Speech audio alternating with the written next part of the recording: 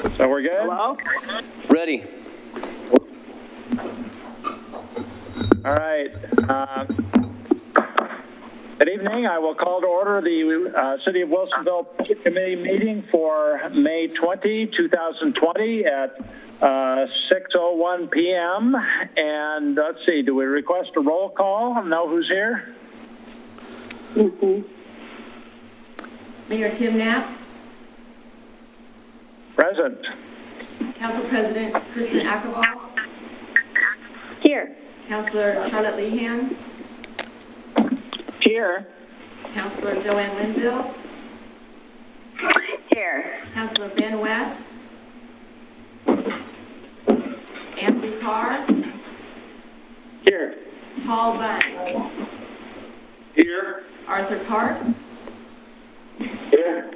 Bill Amadon, Here. Daphne Lizarza. Present. Okay, our first budget meeting of the year 2020, we will normally and should now proceed to an election of the chair for the year. We have with us our past year's chair, and we would be open to nominations if people are ready to make a nomination. I don't have everybody's picture all at once here. Have I got the right view? There we go. How come I only got 4 pictures? I need more pictures here. Drag it to the left. Should be able to drag the one to the left. See right next to the PowerPoint presentation, the slide? You see the double bars there? Pull that to the left. Yeah, I still don't have 10 people, though. Let's see. 1, 2, 3, 4, 5, 6, 7, 8, 9. Who am I missing? Mayor Knapp, I believe. I think Charlotte. Charlotte's on phone only. Yeah, I think Charlotte's on phone only. I'm on the phone. Yeah. All right. So I see a stand from Councilor Ackervall. Yes, I would like to make the nomination, but I wonder if we also need to approve the order of agenda first. Do we need to do that? I don't know. I'm not working from a script here or a printed copy. Should we be doing order of agenda first? That's okay. That's a city council function. What? That's a city council issue, not a budget committee one. Okay. Okay. Then I will proceed to nominate Mr. Andrew Carr for the position of chair. I second. Okay. Are there any other nominations for chair? No. Seeing none, is there a motion to close nominations? Second. We need a first. Your Honor, I move to close the nominations. This is Joanne. Thank you. And Mr. Bond seconds that? Mr. Bond seconds it. Thank you. All in favor of closing the nominations, please raise your hand so I can see them. And Charlotte? Are you? Charlotte's dropped off, it looks like. Yep. All right, I'm not, Charlotte. I have Charlotte not in the meeting, and I have 9 in favor otherwise. She's. Thank you. So the motion passes, all present, 9 in favor, none opposed. Mr. Carr, I trust that you have not objected to this event and are prepared to go forward. Nope, I'm in favor.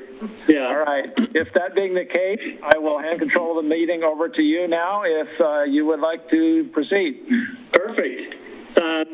We need a motion to approve the fiscal year 2019-2020 Budget Committee meeting minutes. Anybody want to present that motion? I'll present that. And is there a second? I'll second.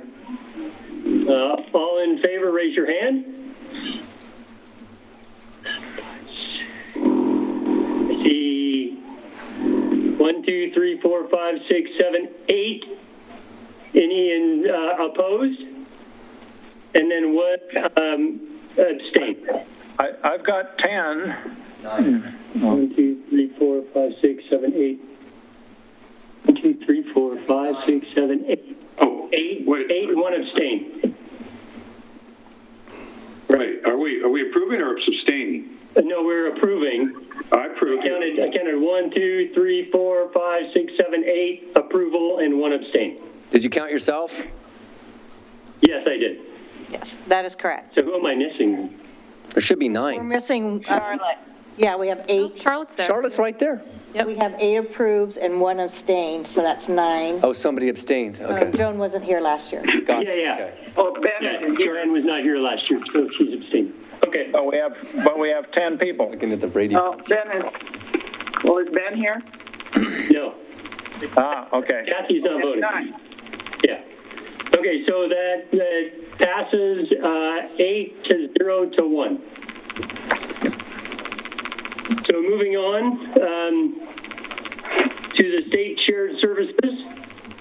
I call to order the Wilsonville Budget Committee public hearing on state shared revenue. Do what? As reflected in the City of Wilsonville's fiscal year 2020-2021 proposed budget. Ladies and gentlemen, the Budget Committee will be taking public testimony tonight at this public hearing. The hearing will be conducted in the following manner. Public testimony by proponents, opponents, and those neither in favor or against the proposed state shared revenue. Staff will present a report, and then additional public testimony will be taken for those electing to wait until after staff report to testify. Due to COVID-19 pandemic and Governor Brown's order, this meeting is being held remotely. Information regarding how the public could attend this meeting remotely and give testimony was provided by timely written notice published in the Pamplin Media newspaper, formerly the Wilsonville Spokesman, on the city's website and posted at city buildings. Information published to the public explains the options for remote participation and testimony. Notice was also included that testimony could be submitted for the record in advance in writing. If you are listening to this meeting remotely and have not already notified the city recorder that you wish to testify at the time for public hearing testimony, anyone who is on the call will be unmuted and asked if they would like to testify. You should respond at that time. For those who respond by stating a desire to testify, you will again be unmuted when your name is called. If you prefer, you may also submit written testimony via email at any time during this meeting by emailing the secretary at the following email address: cityrecorder@ci.wilsonville.or.us. This email address can also be found published in the city website. Any testimony sent by email will be read into the record by the meeting secretary. Please include your name and mailing address with your email testimony. If you are having difficulties with these instructions, you may call the following number for assistance and to gain access to the meeting: 1-669-900-6833 and enter webinar ID number 847-5119-7841 when prompted. Please note that long distance charges may apply. Again, in the alternative, you may submit written testimony via email by emailing your testimony during the meeting to cityrecorder@ci.wilsonville.or.us, and it will be read into the record. The public may also submit written testimony to the city between now and the conclusion of the second Budget Committee meeting, to be held on May 21st, 2020 at 6 p.m. Testimony submitted after the closing of the public hearing on May 21st, 2020 will not be considered. When called up to testify, state your full name and address for the record. I request from those providing testimony not to repeat testimony that has already been given to the committee. Simply indicating you agree with the previous speaker's testimony is sufficient. And with that, I would like to have Kathy, is there any public testimony? Do we have any? No, we do not. Okay. And nothing to Paula or Beth? No. No, okay. So then, Kathy, Kathy, would you present the state shared revenue? Yes, thank you. So good evening and welcome to our Budget Committee meeting this evening. Our first thing up here are our state shared revenues. These are revenues that are collected by the state and is dispersed based on population to various municipalities throughout the state.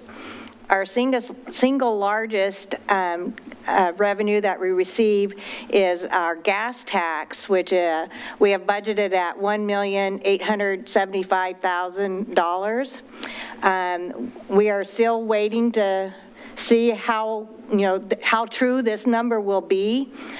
This morning we did receive our April payment. It was actually $20,000 more than our March payment, and it was only $1,500 less than last year's April payment. So we're still not, we're thinking we're going to see some big reductions. We haven't seen that yet, so we feel pretty comfortable going forward with this number. The next three items are general fund revenues. We got $400,000 for the liquor tax, and from everybody posting on my Facebook, I think we're good about the liquor tax coming in because it seems like everybody's doing the COVID wine thing while they're babysitting their children all day. So I feel comfortable with that. Our state shared revenue is $320,000 and cigarette tax is $30,000. And the reason that we are eligible for the state shared revenues is because we provide the following services: police protection, planning, street maintenance, lighting and construction, sanitary sewers, utility services, and storm sewers. And that is the information I have for state shared revenue. Any questions? Okay.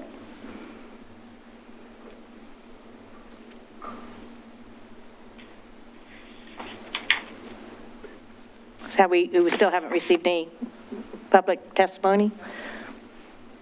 Yeah, so no questions, no citizens input? Nope.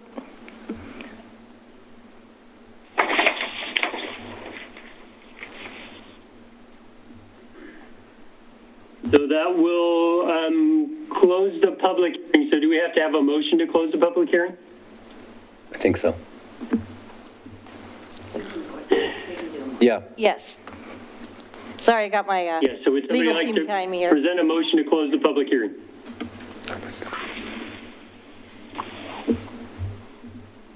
Yes, Councilor Linville. Mr. Carr, I move that we close the public hearing on state shared revenues. And do we have a second? Second. All in favor of closing the public hearing on state shared revenues? Raise your hand. 1, 2, 3, 4, 5, 6, 7, 8, 9. Any against? And no abstain. So closing the public hearing passes 9-0. So then we'll move on to the second public hearing.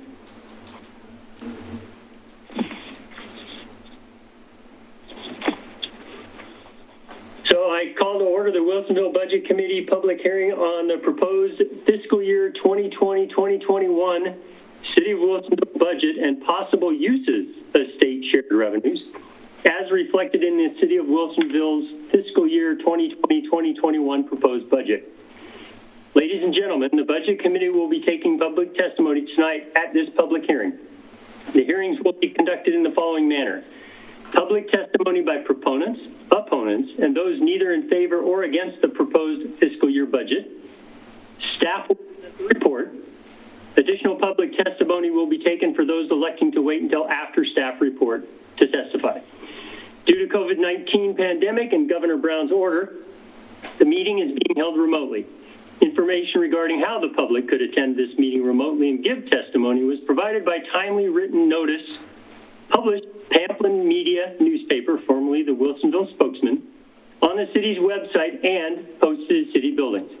Information published to the public explained the options for remote participation and testimony. Notice is also included that testimony could be submitted for the record in advance in writing. If you are listening to this meeting remotely and have not already notified the city recorder that you wish to testify at the time for public testimony, anyone who is on the call will be unmuted and asked if they would like to testify. You should respond at that time. For those who respond by stating a desire to testify, you will again be unmuted when your name is called. If you prefer, you may also submit written testimony by email at the time during this meeting. Emailing the secretary at the following email address, cityrecorder@ci.wilsonville.or.us. This email address can also be found published on the city website. Any testimony sent by email will be read into the record by the meeting secretary. Please include your name and mailing address with your email testimony. If you are having difficulties with these instructions, you may call the following number for assistance and to gain access to the meeting, 1-669-900-6833, and enter webinar number, ID number 8475-119-7841 when prompted. Please note that long-distance charges may apply. Again, in the alternative, you may submit written testimony via email by emailing your testimony during the meeting to cityrecorder@ci.wilsonville.or.us, and it will be read into the record.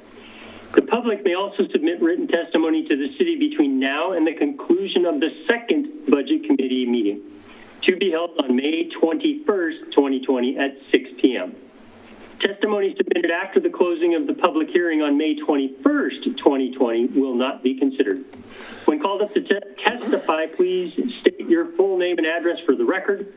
I request from those providing testimony not to repeat testimony that has already been given to the committee. Simply indicating you agree with the previous speaker's testimony is sufficient. Do we have anybody looking for public comment? Not at this time. None at this time. All right. Then I would like budget message. I believe that's Brian. Yes, thank you, Chair Carr, and good evening, members of the Budget Committee. I'd like to start off tonight's deliberations with some brief comments about the strange operating circumstances we currently find ourselves in. I don't think any of us could have envisioned this time last year that we'd be conducting virtual city council meetings and virtual Budget Committee meetings, and yet here we are. It's no exaggeration to say that COVID-19 has disrupted every aspect of our free society. The sobering part of all this is that we are only in the beginning of this crisis, and predictions about when this will end are all guesswork at best. We are all learning and adjusting as we go along. Adding to the general misery index, government at all levels are experiencing revenue challenges at a time when people most need those services. I want you all to know that city staff took early action on our operating budgets. In mid-March, we scoured every operating budget and began to make reductions on things such as training, travel, equipment, and materials and services. Every purchase has been scrutinized by department heads. The savings from those early actions were reallocated toward efforts for materials and supplies to keep our employees and community members safe. We also worked with City Council to put together a small business relief grant program to the tune of $400,000, adopted a gift card program in the amount of $25,000 to help families in need and support local restaurants, and provided further funding to Wilsonville Community Sharing in the additional amount of $60,000 for rent and utility relief. The scope and scale of operational changes by every department has been breathtaking. I want to acknowledge tonight the individual and collective efforts of my staff. I have the privilege of working with a group of creative, innovative, committed, and professional people. Tonight, each department will share with you some of those changes and how they will amend their programs and services going forward. I'm proud to serve with people who, from day one of this pandemic, showed up every day, rolled up their sleeves, and found creative ways to support our community. I can report to you tonight that since the inception of this outbreak, our staffing levels have never dipped under 90%. That is a remarkable demonstration of commitment and worthy of acknowledgement. In my budget message, I referenced the importance of having a clear mission that is focused on safety, security, and opportunity. There are some additional goals that underlie this budget as well, namely frugality, the need for innovation, and adherence to our adopted financial policies. To that end, the fiscal year 2021 proposed budget is presented with no additional personnel. Additionally, I have worked with Ms. Rodocker and department heads to come up with a proposal to reduce the proposed budget by roughly $2.1 million. Kathy will share the details of those proposed reductions in her presentation. Materials and services increases are primarily for continuing contractual obligations and consultants needed to address new state and federal regulations. As you will note, the budgeted capital outlay requests are mainly for grant-funded bus purchases and contractual requirements at the wastewater treatment plant. I want to be clear that the budget presented tonight will likely look radically different by fiscal year end. Each department is funded through a variety of revenue streams. We will be closely monitoring those revenue streams and are prepared to make adjustments as needed. Thankfully, and due to the combined efforts of past and current staff and budget committee members, this city is in good position financially with healthy reserves and very little debt. I appreciate the thoughtful questions submitted by members of the budget committee prior to tonight's meeting. I hope your questions were answered to your satisfaction, and I know that we have a lot to dialogue about, so I will turn it over to Kathy to begin the presentations. Thank you. Okay, so first we're going to go over the recommendations that we have come up with for reducing the current budget or the proposed budget. There are two projects that we're looking to, yes, Bill? He needs to unmute Bill has a himself. question. Bill needs to be unmuted. I think you clarified that, Kathy, but these are reductions to the budget book we've reviewed. Yes. This is correct. Okay. Okay. So with that being said, then the city manager message that says we've got a 8% reduction in operating expenses this year is further reduced by these expenses. That is correct. Correct. So we will be generating basically new numbers for at least the changes in contingency and things of that sort that will be addressed when you do the motion to approve the budget. I will get that information out to you tomorrow. Okay? Great. This is terrific. Thank you. So the first thing that we're recommending to reduce are, we do have two park projects that are funded through general fund monies. I will go into a little bit more detail in a few minutes when we go through the CIP presentation, but the reduction would be $1,550,000. Like I said, that's all general fund money. We're looking to remove the annual contribution to the Fleet Reserve Fund. We feel that we have adequate reserves. This is what we use when we need to purchase a new vehicle or a new piece of equipment. We feel that we can bypass this $122,593 this fiscal year. While that reduces all of our operating funds as they, contribute that as part of their budget, it also reduces the reserve fund itself because we had originally, accounted for that. We're looking to reduce our tourism development line item in our parks budgets that is in our general fund. As you recall, the tourism task force had approved to spend $200,000 this fiscal year for the small grant program. So we're recognizing a $75,000 reduction next year to accommodate the change in this fiscal year. We're also looking to reduce our travel and training line items. This is across board on all operating funds. It'll be a reduction of $150,333. We were able to, our assistant city manager has worked with the Clackamas County with our police budget. We always budget the max that they're allowed to increase, because at the time we don't know what the actual increase will be. And they went over the numbers, and we can reduce the police budget by $350,000 this year.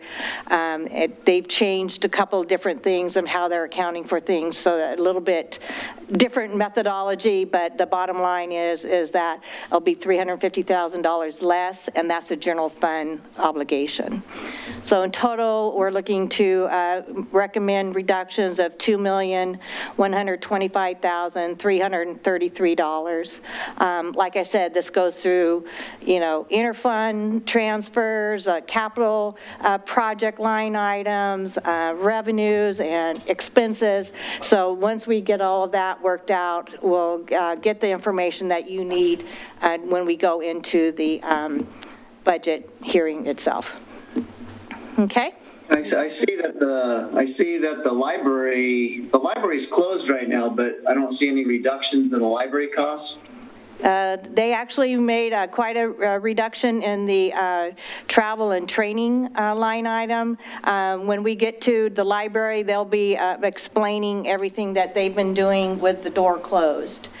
They've been very busy over there going through their stock and doing a lot of their programs online. Story Hour now is all on the web. So that's one reason why we asked the directors to come up with a couple of slides of what they've done so far, and then what they're looking to do as we re-enter the city buildings. Any other questions? Okay. Oops, yes. So now we'll go to Mr. Katko.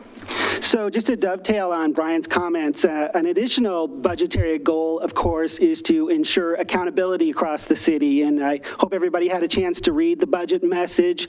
We kind of try to make it like the Cliff Note version of this otherwise 300-page document. And I have just 8 slides here to share with you to further abstract from that message. One quick correction I would like to make on the budget message that I mentioned here at the beginning, or the front of the page of the budget document.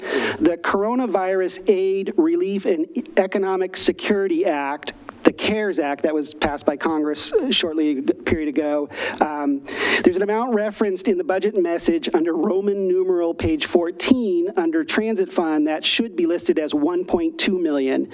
It's referenced correctly on Roman numeral page 10, but just had some fat fingers in retyping it later in the budget message, and it got bumped up to 1.8. Transit Director Dwight Brashear will have an update as well during his part of this presentation, but the CARES Act amount is $1.2 million.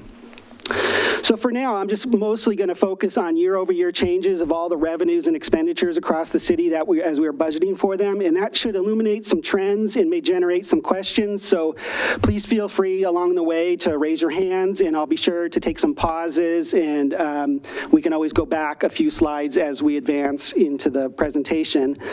Just one more little thing about housekeeping in talking about accountability. As a basis for accountability, the city, along with all governments and nonprofits, use fund-based accounting, and fund-based accounting ensures accountability to specific financial resources. It also focuses on a bottom line that emphasizes advancing the mission of the fund, be that road operating, water operating, SDC, etc., and ultimately, of course, advancing the mission of the organization. The city's mission, of course, is wrapped up in its mission statement found in the budget message, which ultimately centers around advancing the notion of livability in the community. And perhaps a fundamental reason for local government, it focuses on safety, security, as well as opportunity, and that's culturally, recreational, and economically. Additionally, a few additional points to keep in mind as I go through these next slides. While we do speak of the budget in the aggregate, and right now it's $216 million, it is really a collection of 24 budgets, as well as within each fund, the budget is set at the program levels within each of those funds. And we'll we'll deconstruct that over the next few slides, but the program levels are listed there on that bottom of that slide. So they are the program expenditures, which are all the departments of the city, as well as the capital projects budget, and that's what Kathy will go over here shortly, as well as we have a debt service budget, of some outstanding debt, and then finally contingencies. Those are the levels that we budget within each fund. So we'll kind of go advance here to slide 1. This slide is meant to show the integrated systemic nature of the city's 24 funds. We have 11 operating funds, and these are used for the day-to-day operations of the city, to keep the lights on, pay the salaries, provide the service. And further, you'll notice there's governmental type funds and there's business type funds. The bottom 4 are the business type funds, and those are more commercially oriented to be self-sustaining in which they sell goods and services. So those are the water, the street lights, the sewer, and the stormwater funds. The city also has 7 SDC funds. These are the funds that are used to cover a portion of these are the funds that are collected as new development occurs in the city, and they're used to pay for capital projects to either make improvements to the capital infrastructure or reimbursement for projects already done. And then, of course, we have 6 CIP funds, and these are the funds used to account for the capital projects that Kathy will go over shortly. They don't typically have their own revenue, though sometimes intergovernmental revenue may be accounted for here directly. For example, we have $1.5 million anticipated from the city of Sherwood for water treatment plant projects that will be deposited directly into the water CIP fund. So how this works is the projects are funded through interfund transfers out of the operating funds or through the SDC funds. And then in turn, project management fees are collected by the general fund and the community development fund from those projects to help fund, particularly the community development fund, which is the engineers and the planners who allocate their time to specific CIPs. And the general fund gets an administrative charge on all the CIPs to cover the overhead of the legal and the administrative responsibilities of those CIPs. So that's kind of the life cycle of the city's 24 funds. So by fund, you know, we're looking at a $216 million budget. And you can see most of that, I can't see the screen, so I got to kind of go to my own paper copy here. 39.6 are related to the CIP and SDC funds, and that's roughly $80 million in those combined funds. And the water, sewer, storm, street lighting funds account for 28.8% of the overall $216 million budget, and then so forth on all those funds. So it's the $216 million budget allocated amongst those funds, and then on the next few slides, we're going to look at the resources in the expenditures. The resources are going to total $216 million, and then the expenditures are going to total $216 million. So this is it doesn't account for the $2 million necessarily we just made on the fly, or we made earlier today. Sorry, those secret out. those charges too are going to end up largely thrown back into contingencies. The operating budget is going to be reduced, but those amounts are going to flow back into contingencies. So the overall budget of $216 million may not change. So. Here we are looking at the $216 million by resource, and you can see the beginning fund balance of 47% makes up the bulk of those resources. So that's money already in the city's pocket. Interfund transfers make up 22.5% of the overall $216 million budget, and that's the money flowing in between funds to provide support for those CIP projects largely, as well as the interfund charges for the water, sewer, storm, for things like administrative, accounting, and HR function costs. And then you can see on the pie the slices for the new revenue, which is essentially the charges for service, the SDC, property taxes, and other taxes.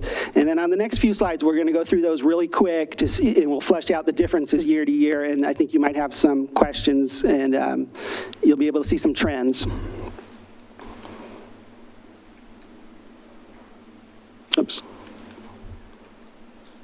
So resources year over year. Fiscal year end 2021, we're looking at 26.1 charges for services for this fiscal year. And what that's our largest revenue source for the city. Those are all the utilities in the city, the water, sewer, and stormwater. We have 6,500 accounts. We process about 80,000 payments a year, and those are all, the customer service for that is all handled through the finance department.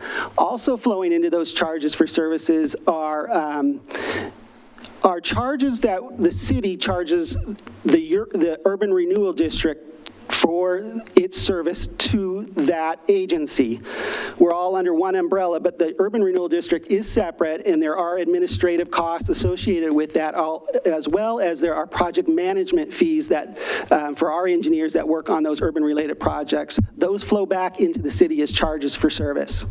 So what's new? There's a slight decline. Utilities revenue is up generally from population and usage, which varies year to year.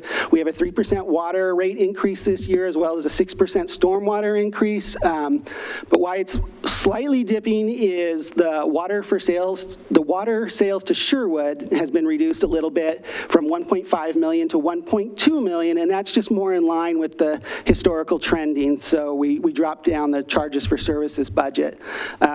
Also, there's less project management fees coming in from those urban renewal districts, and also the Coffee Creek Urban Renewal District has not been generating enough tax increment, so we are not charging them for administrative fees this year, so that leads to a dip in charges for service revenue. So if there's no questions, we'll move on down to intergovernmental revenue. Intergovernmental revenue is up substantially. What you're going to find in this intergovernmental revenue category is some general fund intergovernmental revenue, which is the 1.4 million from the library district, as well as all those state shared revenues Kathy talked about. What? Looks like Bill has a question. Oh, Mr. Amadon, do you have a question? Go ahead. Hey, Keith, can you go back one slide on the Sherwood usage thing? Yep. Because if I look at the trend on page 38 that you are referring to, it looks like Sherwood was, I'm just going over the last couple of years, 1.2, 1.2, 1.5, and then you reduced it to 1.1. Well, the 1.5 was a budget number last year. That was kind of overly optimistic, so we've reduced it back down to actual trends. If you look at that 1.5, that was a budgeted number. But in 17, 18, 18, 19, it's still running at 1.2. Right. Is it going to be less than 1.2? Well, that's a big drop. 23% is my question. You know, budgeting water usage anywhere is really, it's subject of usage. It's subject to weather patterns. In the end, this is only a budgeted revenue number. We're being a little more conservative by under budgeting it. If it comes in higher, great. We'll have more revenue flowing in to the water fund particularly, but you're right, it probably could have been ratcheted up a little bit. The trend is around, we're selling, it looks like about 1.3 million, you could argue, as a trend to Sherwood. I don't know. How did we get to 1.5 last year? I'm not. Now for 1.5 if you're talking about. The city of Sherwood has the ability to take up to 5 MGD every year. So, or is it every year or every month? 5, I'm not really sure. Anyway, they can take up to 5 MGD, which would be more than what we budget. So we just try to keep it in the usage. We were hoping that the things would go up a little bit, but they didn't this last year. So we're just kind of getting it back to what we anticipate. And, you know, as a revenue source, you know, if you get more revenue in, then it goes into your contingency. So, But is the city of Sherwood also subject to the 3% water rate increase? no, they have a separate contract. Ah, okay. Okay, thank you. Whoa, I guess we'll go this way. Sorry, wrong direction. So what's new in intergovernmental revenue? Why that got ratcheted up a little bit to 16%? A lot of it is, of course, in the transit fund. They're recipient of federal grants next year of $2.1 million, as well as the state infrastructure fund funding from the state of Oregon, and that is estimated at $3.1 million for next year.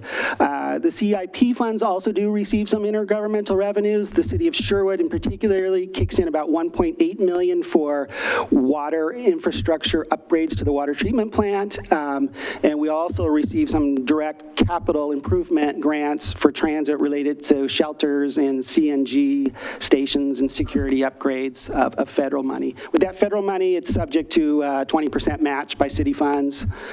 But what's really new for the intergovernmental revenue is in the road operating fund. We receive new this year, we're expected to receive about $500,000 in the new county vehicle licensing fee amounts, which of course that's up 1,278%.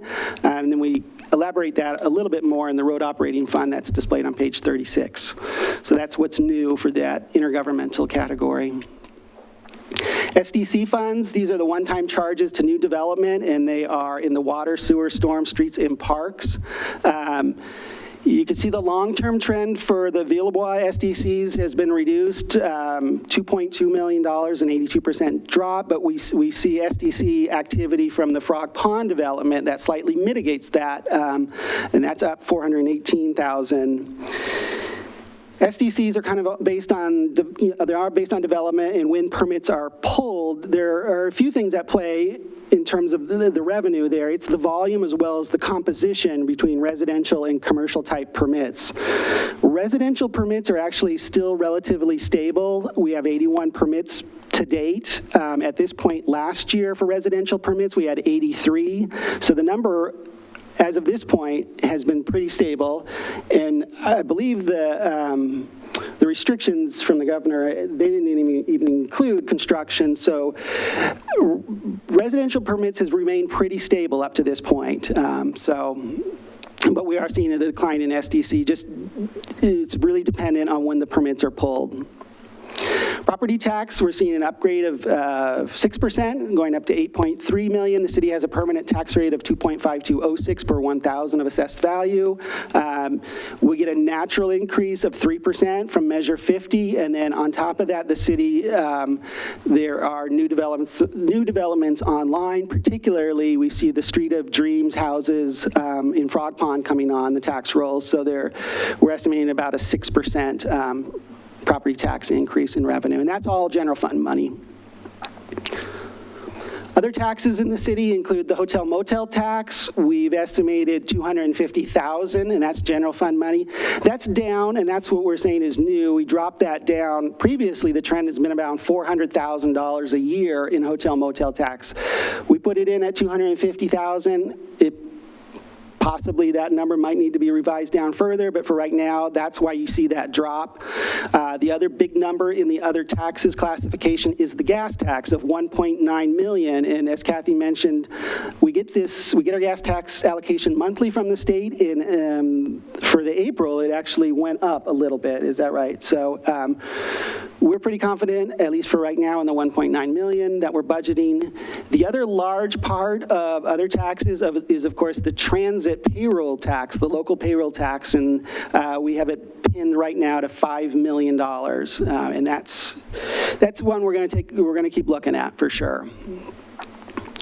License in permits, the lion's share of this classification are the franchise fees and the right-of-way fees, which we receive about $3.4 million, and those go into the general fund. We also have about $200,000 in business licensing budgeted, which is pretty in line with our actual trends. What's new is building permit revenue, which we are saying is up 19%, as well as CD permits. And we have budgeted activity flat in terms of activity. The difference is there is a 30% fee increase in the building permits that went into effect goes into effect shortly for next year. And that is a fee increase of 30%, because that fund has not had a fee increase since 2006. I think it's been about 14 years. So it's kind of a catch-up. We hadn't been doing COLAs or anything in that fund, so there's kind of a one-time reset for those licensing and permits. So assuming the activity stays constant, there should be an uptick in revenue. Investment revenue, it gets almost a haircut of $900,000, and that's because if you look at the local government investment pool, we're getting right now a rate of 1.35%, which is pretty good. I think that might actually drop depending on what they do with interest rates. But we had budgeted last year at a rate of 2.75%, which was pretty good, but interest rates have been declining. So that is resulting in the 47% decrease in investment revenue. Below that, court fines and other, oh, go ahead, Bill. So your comment down there that says raising interest rates year over year, is that, how do I interpret that? Right. You know, I don't think that comment was updated. I apologize. What's new is declining interest rates, you know, or what's new is really changing interest rates. Interest rates are very, you know, obviously they change every year and every month now. So that should just say changing interest rates. Last year, we were lucky enough to have rising interest rates for a short period of time. The city, for its investment policy, all the budget committee members and all the council members should receive quarterly, I believe it's emailed to them now, their quarterly financials, which on the very back page includes a summary of our investments. And the city follows the ORS in terms of its investment policies. So I think Chair Carr had a question. Yeah, yes? So our bond ratings are the same as they've been in the past? Correct. It doesn't really change. The bond rating is really the bond rating on the sewer bond, which is 26 million right now. It's an outstanding bond, and that's backed by the general obligation of the city. So that is the high, we have the highest bond rating we can receive for a city our size. It's not the very highest because we can't get that because of our size. And that's, you know, held for the bigger cities basically, but we have the best rating. But the interest or the investment reduction has nothing to do with that. It's just a market rate change. Right. Yeah. Right. If we went out for a bond, we could probably take advantage of some low interest rates, but the interest reflected there is investment that we are making. And we invest in commercial paper, and most of our money is held with the local government investment pool with the state of Oregon. So. And just to clarify, that's commercial bonds and paper and not stock. We are not allowed to purchase any stock. So we'll go down, and that's how we get to that $216 million. You have the additional interfund activity, and I'll touch base that when we go into the requirements, because it's a little bit easier to discuss the interfund activity in the next few slides. In the beginning balance position, it's $101 million, gets us to that total resources of $216 million. And so these next few slides, or these last remaining slides, are going to look at how we're allocating that $216 million for requirements. 36% of it is going to remain in contingencies, 22% stays in, or is related to interfund, and then the other slices of the pie are how that is currently allocated. Personnel services, materials and services, capital outlay.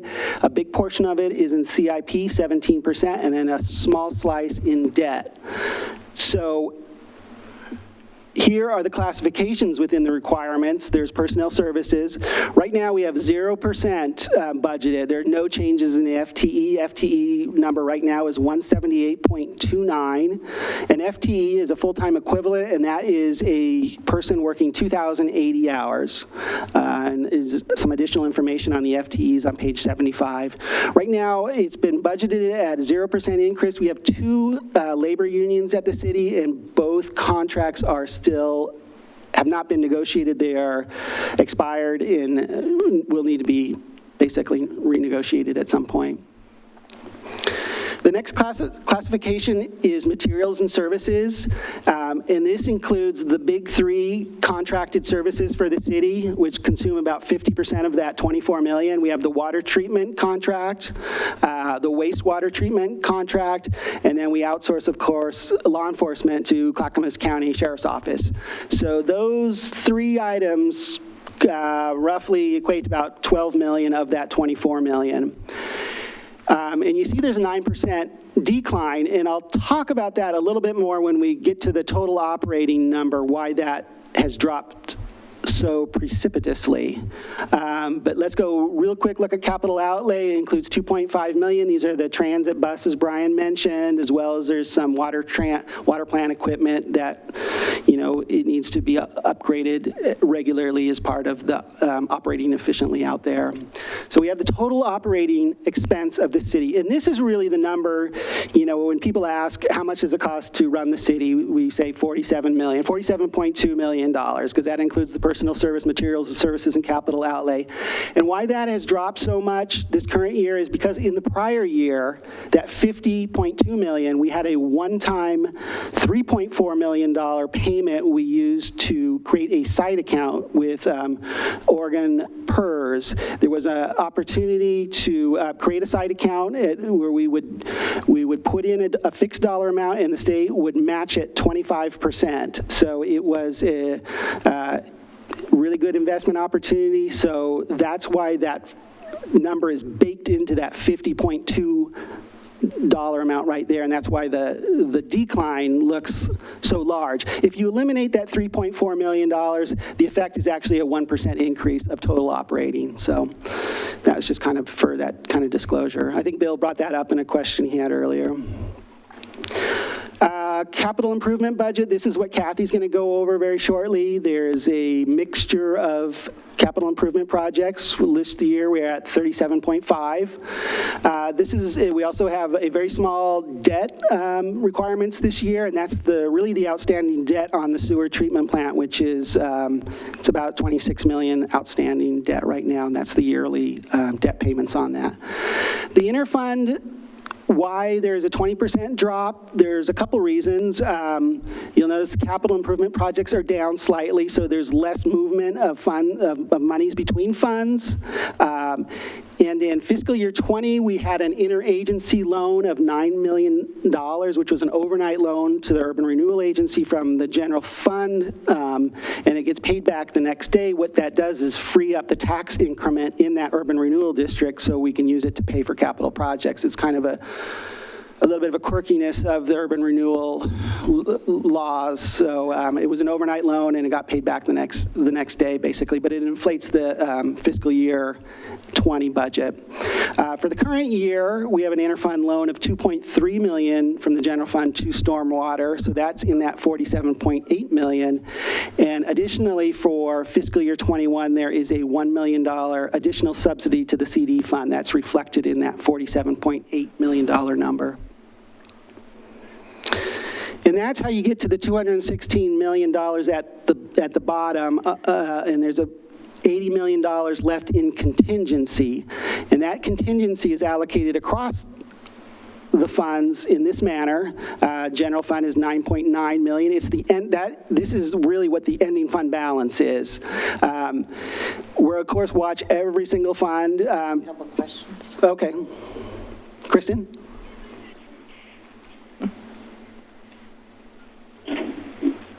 Unmuting. Okay. Sorry. One question. Can we go back on the interfund loan? Yeah. And I asked a question about this in the the emails or whatnot, and you answered it. But I was wondering if you could give just a little bit more detail, or maybe I could clarify too. So I understand that last year was kind of a special circumstance, and that's why it increased quite a bit. And so now we're bringing it back down. But I did notice we're bringing it back down, what is it, like 1.1, 1.2 million or so. And looking at the years prior to kind of the abnormal year of last year, it looks like the 2 years before that, it was like 3.6 about. And so I wondered if the 1.1, 1.2 is like, how do we go from 3.6, 3.6, and then we have the big year, and then we go way down to the 1.1? Does that make sense? What drives that are the interagency loans that we make for the overnight to the urban renewal, and those vary each year. We, $2.5 million, $3 million. It's whatever the agency needs to meet the capital projects that are being budgeted for that fiscal year. Right now, for example, we're accumulating money in our West Side district because we don't have any projects slated. But when we go to do the Brown Road, then we'll have a large overnight loan that we'll have to budget for, and then, so that will throw that year off. So it's really driven by the needs of the urban renewal district. Okay. So, and then it's maybe more of a fluke then that there was 2 years where it was kind of a consistent amount. Yeah, it's not that was necessarily establishing a pattern that we would normally see for that sort of thing. It depends on, the balance. Like this one, 500,000, that's very, very low, but it's for our Coffee Creek, which, this was all that they could afford, and it was what they needed to finish the road project itself. But, now we have a lot more money in both our west side and east side. So when they come to the dinner table, it's a bigger plate. Okay. Thank you. Bill. Keith? Bill. Sorry. Keith, where in the operating line items is that 900,000 PERS contribution? Where in the, it's in materials and services. It's actually, let's see. It's 3.4. It's 3 point, whoops. Yeah.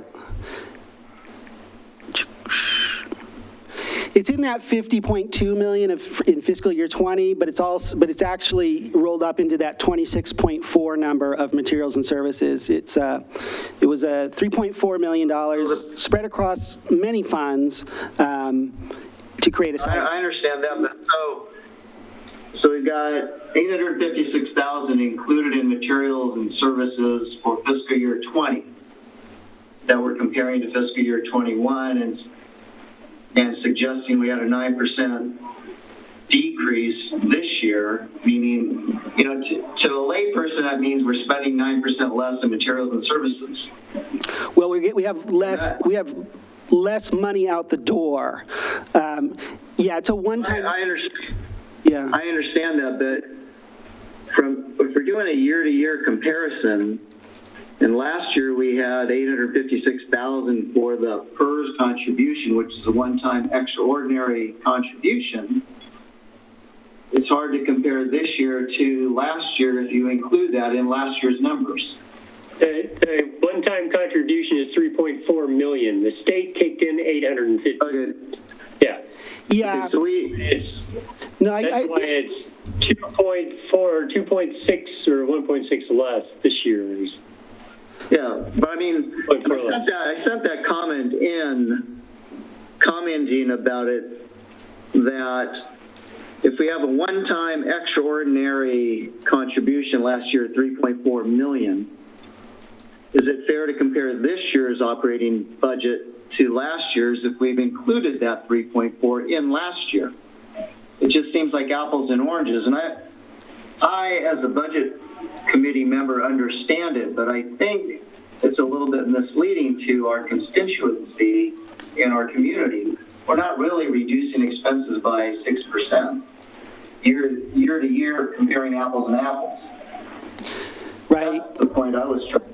No, I get that, and we tried to explain that in the comment, particularly in the budget message, but in terms of for visual presentation, we probably could have extracted it out, but it is baked into that 26.4 number right now.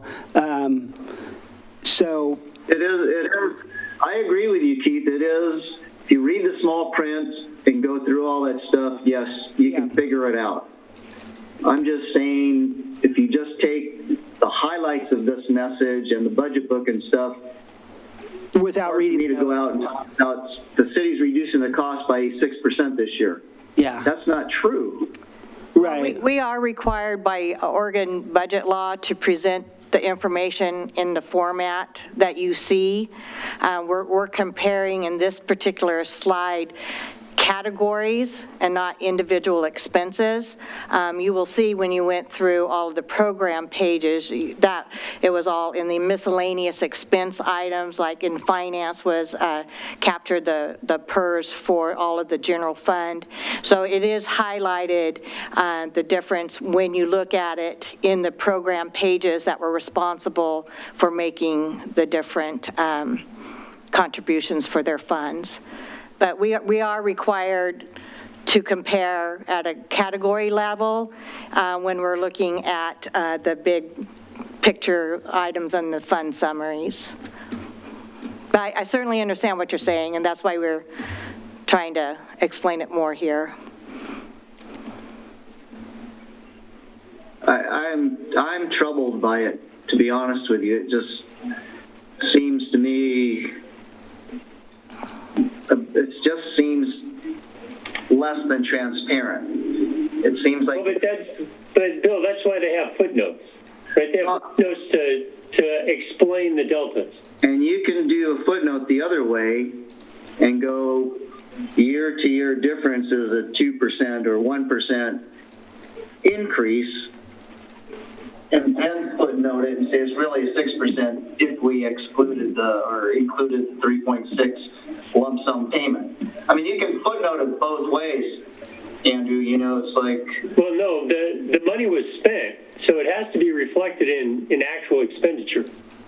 Then I will go to the accounting section where they exclude the PERS contribution and report it in comparable numbers year to year, and footnote it and say it excludes the PERS contribution. That's GAAP. That's not governmental accounting. Well, actually, that was the finance department. It's just presentation. It's presentation. That was the finance department's, what do you call those at the very end? It was a metrics. It was a metrics on efficiency. Those were our performance measures, and so I did pull it out of that specifically because it did skew the performance measure. That is where we calculate how much the finance department expenses as compared to the overall budget. So that was just a performance measure itself, but whenever we're presenting any kind of fund summary or anything of that sort, we are required to do it at the materials and services level. Okay.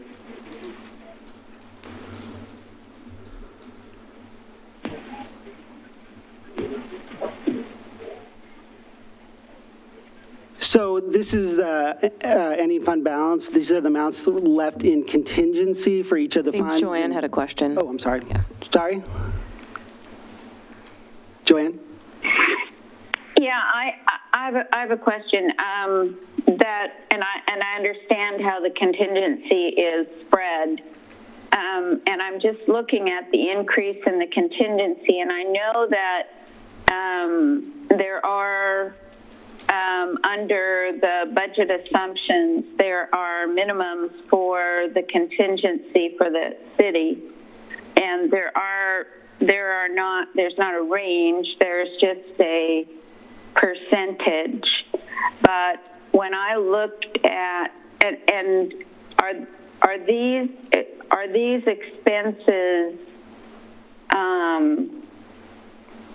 the entire budget, not just general fund? Right, this is the entire budget to get to the 216. The general fund budget is a portion of it. I think it's 17 million, or it's 37 million for the general fund. So this is the city aggregate. The only thing I'm wondering is, and I don't think it's a bad thing to continue to increase the contingency, but it's considerably higher than what the minimums are that are looked at by the city. So in terms of the budget assumptions, and so is there a reason for why it would increase that much in this budget? So are you talking about the general fund in particular, or the overall contingency of every fund? I think the overall, I would say the reason for the largest increase is from the transit fund, influx of $2 million in the state infrastructure financing program. That fund has really taken in additional funds that have been reserved specifically for matters related to that those STIF funds, but that's why the overall, I would say if you're looking at the delta for why the overall amount has increased, you can look at some specific funds in particular, and I think transit fund would be one to look at. Some funds you're going to have, your water and your sewer funds have larger ending fund balances, but those are, you want to have a fund balance substantial in those funds because there's very large infrastructure needs potentially currently or in the future for emergency preparedness. You want to make sure you have a more than adequate fund balance, particularly in those enterprise funds. The general fund, as you see, it's got a $9.9 million fund balance. And if you look in the budget document on page, back at page like 233, that 9.9 million, or at least 5.5 million of that general fund balance, there are future needs in the city that it has been somewhat earmarked for, at least kind of a designated for. So those are for future needs. So is the $2 million, the STIF money is not money that has already, that's been funded for a number of years, has it not? It was new at the end of last year, and so we've received more of our full allocation this current fiscal year, and that is unspent proceeds from those, and a lot of it, or some of it, relates to capital outlay that hasn't been spent yet in terms of bus orders and those kind of natures. So it sits in our account until we spend it, basically. Okay. Thank you.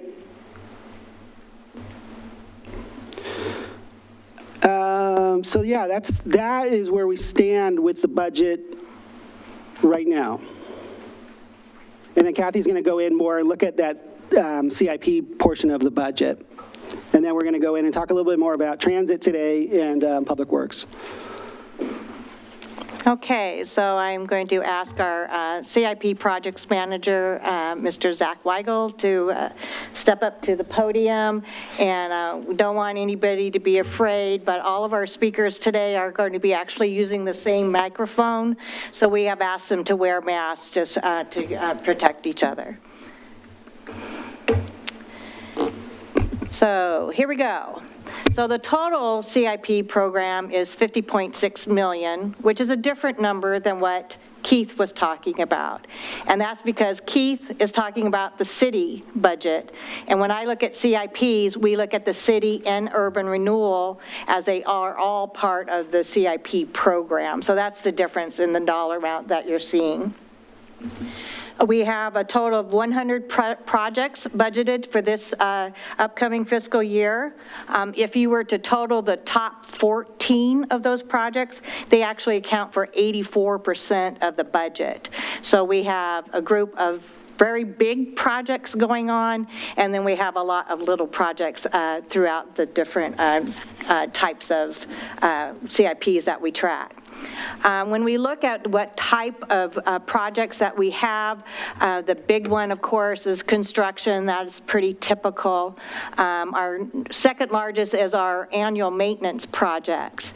And I know from past history that when an organization comes into a difficult time, it's kind of a natural inclination to start reducing, ongoing maintenance. And in the case of the city of Wilsonville, the citizens have contributed over $622 million. That's the amount of our capital assets on our financial statements. So we do have a responsibility to keep those the infrastructure and the buildings well maintained and working as they are supposed to. Another important part about CIP funding, of course, is understanding who's paying for it. This fiscal year, almost 40%, $19.6 million, are being paid by our system development charges. As Keith explained, these are charges that we collect from our developers. These fees can only be used to pay for incremental increases to our existing systems. So we cannot use this money for repairs, but we can use it to, if we replace a water line that was 6-inch and we upsize it to 8-inch, then the water SDC could pay for that 2-inch incremental cost. So if we were to eliminate SDC projects from the capital project, it would actually have a negative effect on our operating funds because both the general fund and the CD fund receives project management fees. Just kind of an interesting twist of how these funds all work. We also have urban renewal projects, like I mentioned. We have $10,300,000. Once again, urban renewal funds, the property taxes can only be used for debt service. Debt service can only be used on capital projects. We have other funding sources as well, road maintenance fees, street lights, other governmental agencies, grants, and basically nearly 74% of our, we are leveraging 74% of our total budget on these type of funds that are specifically to build CIP projects.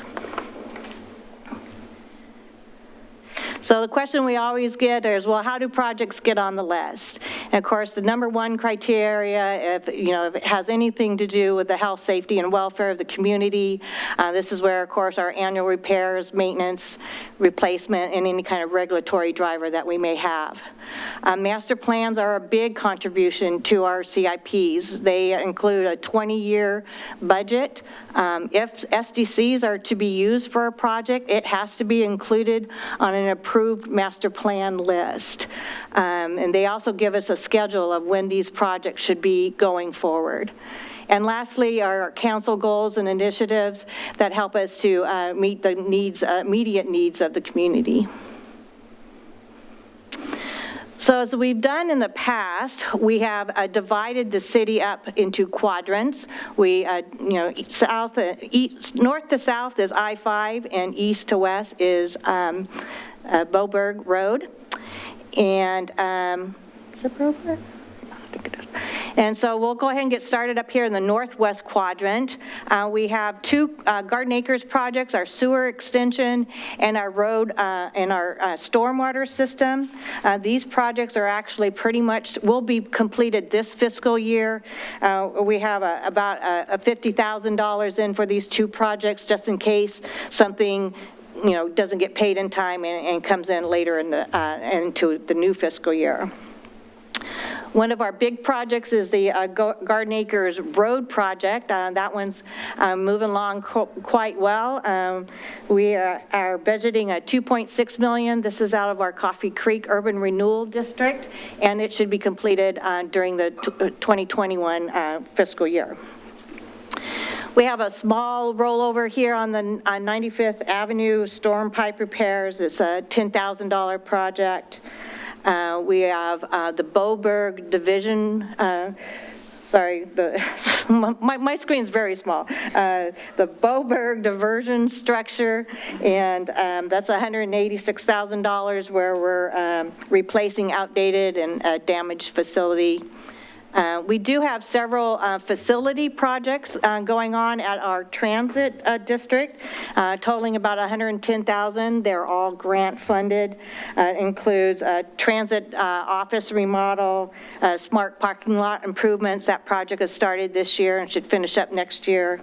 And we're also looking to build additional CNG refueling station. The big project is for the planning of the Public Works facility, and that's a $2.6 million project. What we learned during the Great Recession is that having projects that are what we call shovel ready, where they've gone through the planning process, we have, blueprints, and we're ready to roll.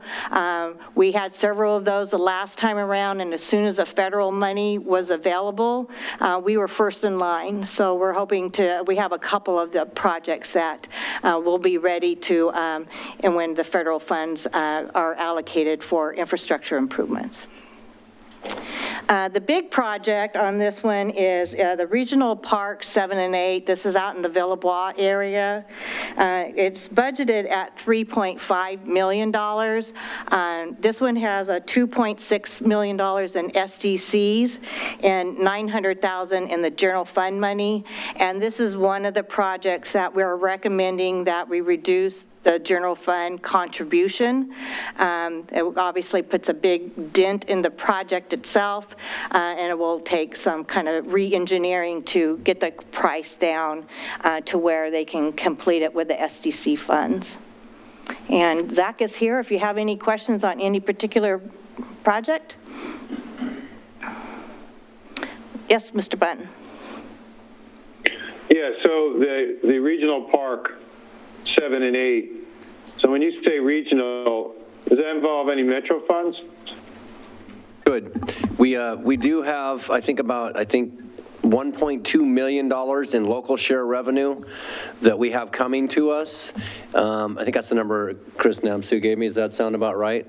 That we could reprogram to the dollars that we're taking away from the general fund. And there's also another park project, I think in Boons, so Boons Ferry Park, that we would have enough money left over from that local share revenue to complete that project as well. But I'm talking about the regional 7 and 8. Is that a commitment that the residents of Villebois are expecting to see put in, or is that something we committed to Costa to do? I mean, well, when you say regional, the answer is yes to both of those. What's the dealio on that? Yeah. So we aren't actually doing the project, we're funding it. It's being done through a private developer. Is it Costa Pacific? It's Polygon. Polygon. Yeah. Okay. So we provide the funding, they build the park, we save money doing it that way through the developer's agreement. And yes, it is a commitment to that community. It went through a very extensive planning process, and I think we're on year 19 now or something crazy like that, but these are the last parks. So what we're thinking on that is that we need to keep our general fund dollars as much as we can, keep the powder dry on that, so hold that in reserve because we don't know how long this crisis is going to last, so we need to save as many of those dollars as we can so that we're not having to cut police personnel and maintenance folks. So I think there's a couple things that will help us with that. The local share revenue we could backfill, so we won't be minimizing that commitment that we've made to the Villebois residents. And also I think the longer this goes on, I think the bidding climate's going to get better and better because I think there's going to be more competition and fewer projects on the private side going on. So that's the thinking on that. I'm sorry, what I'm trying to get at is, it sounded like we made a commitment to Paragon, and we're saying, well, we're going to cut that. I'm just curious as to, what Paragon's reaction to that was, and we're saying, okay, we're going to give you this money, we're going to do this. I'm not disagreeing that it wasn't smart to do what we did. I'm just curious as to what the reaction of the developer was to saying, to commit that money and say, well, we're not going to do that. I was just curious as to how's that going to end up? The developer's not impacted in any way. They will build whatever project we have the money to build. It's more of the commitment issue is more of a concern for the people that live in Villebois that have an expectation that those regional parks will get built, which they will get built. And the original commitment was the portion of the park's SDCs, the 2.6. Since we did the agreement nearly 20 years ago, the price of the park has increased over the years. Is that correct? Yeah, just in the last couple years, it's skyrocketed. So we are meeting the original commitment made to the developer agreement. Okay, thank you. I think Committee Member Park would like to talk. Okay. Yeah, I just want to get clarification on that. I live in Villebois, so I've watched kind of that area kind of change, and now is the plan to defer putting that park in?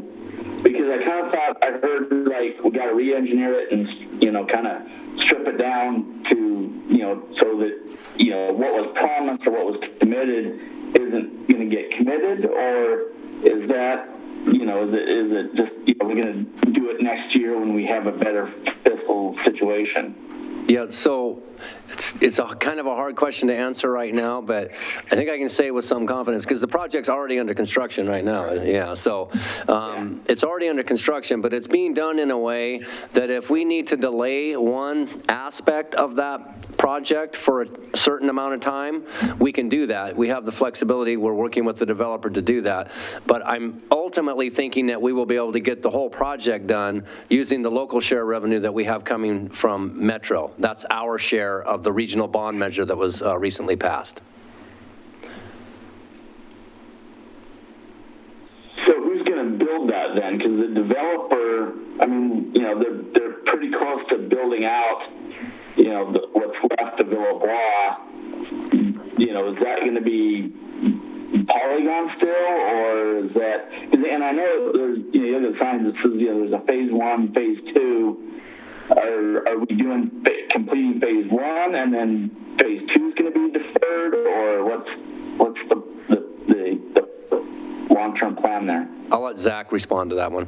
So it kind of depends on when the local share becomes available, but the plan right now is to build phase 1 and a portion of phase 2. And then as that local share money comes available, we would either have Polygon finish that work, or the city would hire their own contractor to finish it. So it's really about the timing. And do you have a time frame on that? Is that a next fiscal year, or are we going to be looking at 3, 4, 5 years down the road, maybe they get it done? Well, the local share, we've been looking into it, and it sounds like Metro is going to be issuing bonds for that within the next couple months.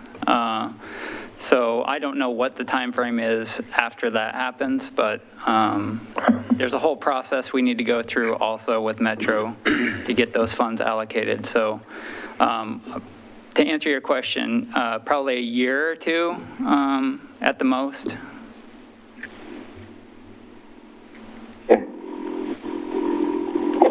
Yes, Daphne? Hello. Just a quick question about the Villebois Park. Under the operating component of the capital projects on page 168, there's an amount for this current budget of $30,950. And in the capital description, I didn't see any reference to it. So I was wondering what that was for, how the what are the operational impacts? Would be the I believe it's the maintaining of the park. So that would be what the Parks Department is estimating that it will cost once the park is up and operational. We don't assume maintenance for 5 years on the regional park. On the regional park. So we don't assume those on the regional parks, but we do an operating cost as best as we can for every project, because it is important to realize that when a project is completed, that doesn't mean we don't have any more costs associated. We will have an ongoing cost of either our road maintenance crew or our parks crew or, our roads crew. So that's just kind of a, that's an estimate of the additional expenses to maintain those two regional parks once we assume maintenance responsibility, which for the regional parks in Villebois is after 5 years. so that's just informational only. Oh, so it's not actually reflected in the operating budget for parks until, okay, perfect. Thank you. Yes, Kristen? Councilor Ackerval. Sorry. That's fine. So another follow-up question about the money from Metro that may be coming available in the next few months to year or two. Are those competitive? No. It's our share. No. It's every county and city, I think there's 24 in Metro's boundary, gets an allocated amount, I think it's per capita or something like that, a dollar amount to do local projects because it was a regional bond measure, so they share those proceeds with everybody in the region. There's a formula that they use to allocate those resources. So that makes the funding maybe more secure, but we're essentially taking it from the general fund, which would have been very secure, and moving it to this other funding source, which will delay it some, but will relieve the strain on the general fund. Is that kind of a I think that's fair. synopsis of what we're seeing? I think that's here? accurate. Okay. Potentially, I would say potentially delay it. I'm not 100% convinced that it will be delayed, but there's a possibility. Okay, that's good to know. Thanks. Okay, so now we'll... Andrew Carr, Chair Carr. Chair Carr. Yeah, so am I to correctly understand that the Public Works facility is shovel-ready, or we want it to be shortly? The budget that we're proposing would make it shovel-ready. Obviously, it's going to take some time to do the design and engineering, but yes, that's the goal. Thank you. Okay. Whoops, wrong way. Okay, so looking at our northeast quadrant, we start out with a couple of our annual projects. We have our water system telemetry project, which this is a data transmission from different facilities back to the water treatment plant, as well as our water facility rehab. We have two projects, you'll see the other one on another slide, that have to do with the maintenance of the wells that we do maintain as our emergency water supply. The big part of on the northeast quadrant, of course, is our Beckman Dip Bridge project. That's a $2.6 million budget for next fiscal year, which is being funded out of the year 2000 plan. The rest of the projects are all kind of being bid or built in conjunction with that particular project. We have the Beckman Road sanitary improvements, the Canyon Creek Beckman signal, the Beckman Creek hydraulic analysis, which is the council approved that this year. It's looking at the storage limits of the stormwater system and the environmental impacts. And we also have the Beckman Road improvements, and this one is the developers at Frog Pond, instead of an SDC, they pay their own separate fee.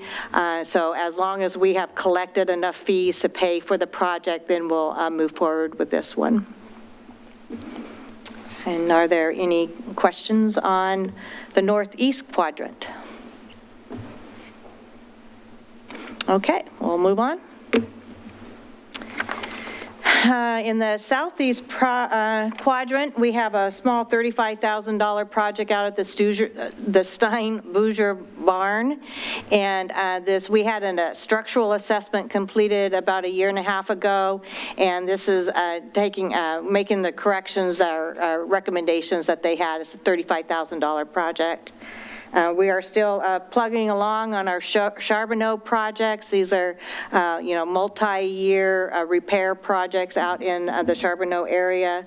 This year, between the 4 utilities, stormwater, sewer, water, and streets, we have a budgets of $2.7 million, over half of which are related to the stormwater.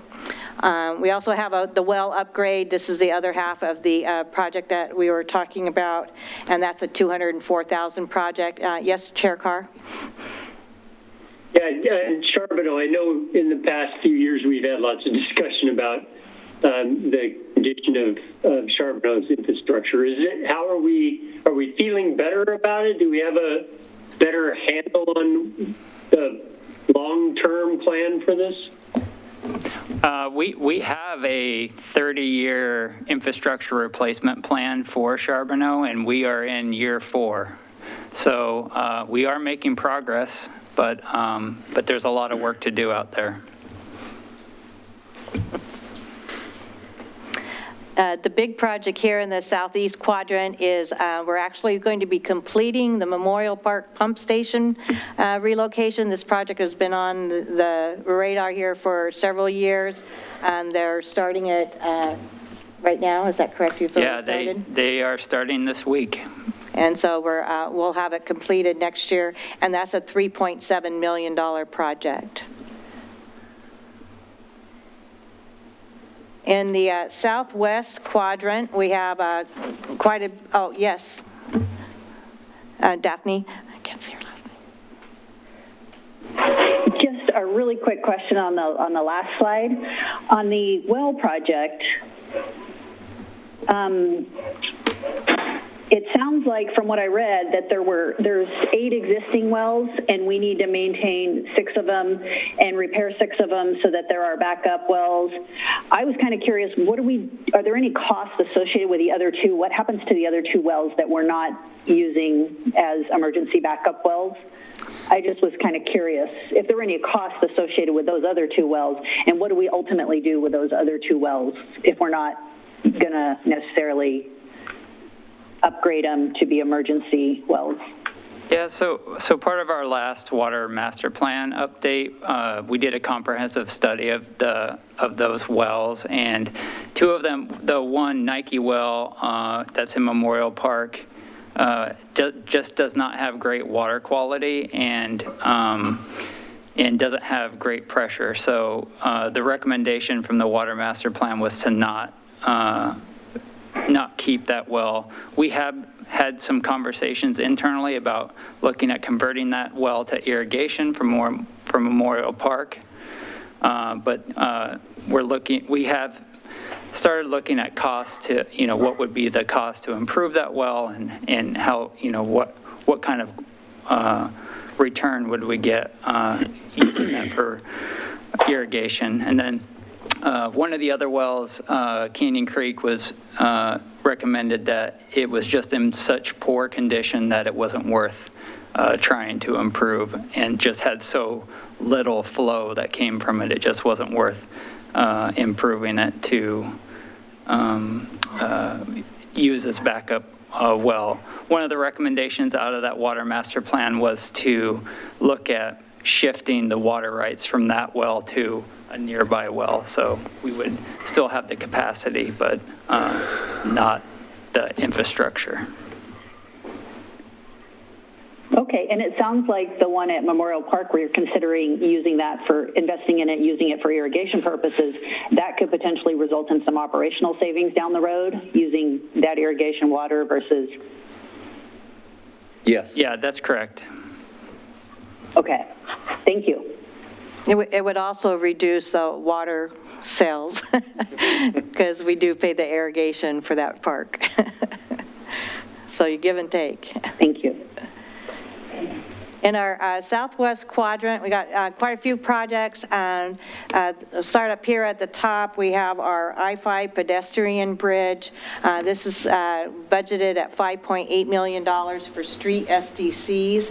What we're doing here is that every year we set aside additional funds for this particular project with the intent of when we're ready to start construction or looking for financing and different options, that we would have 10% of the cost in hand.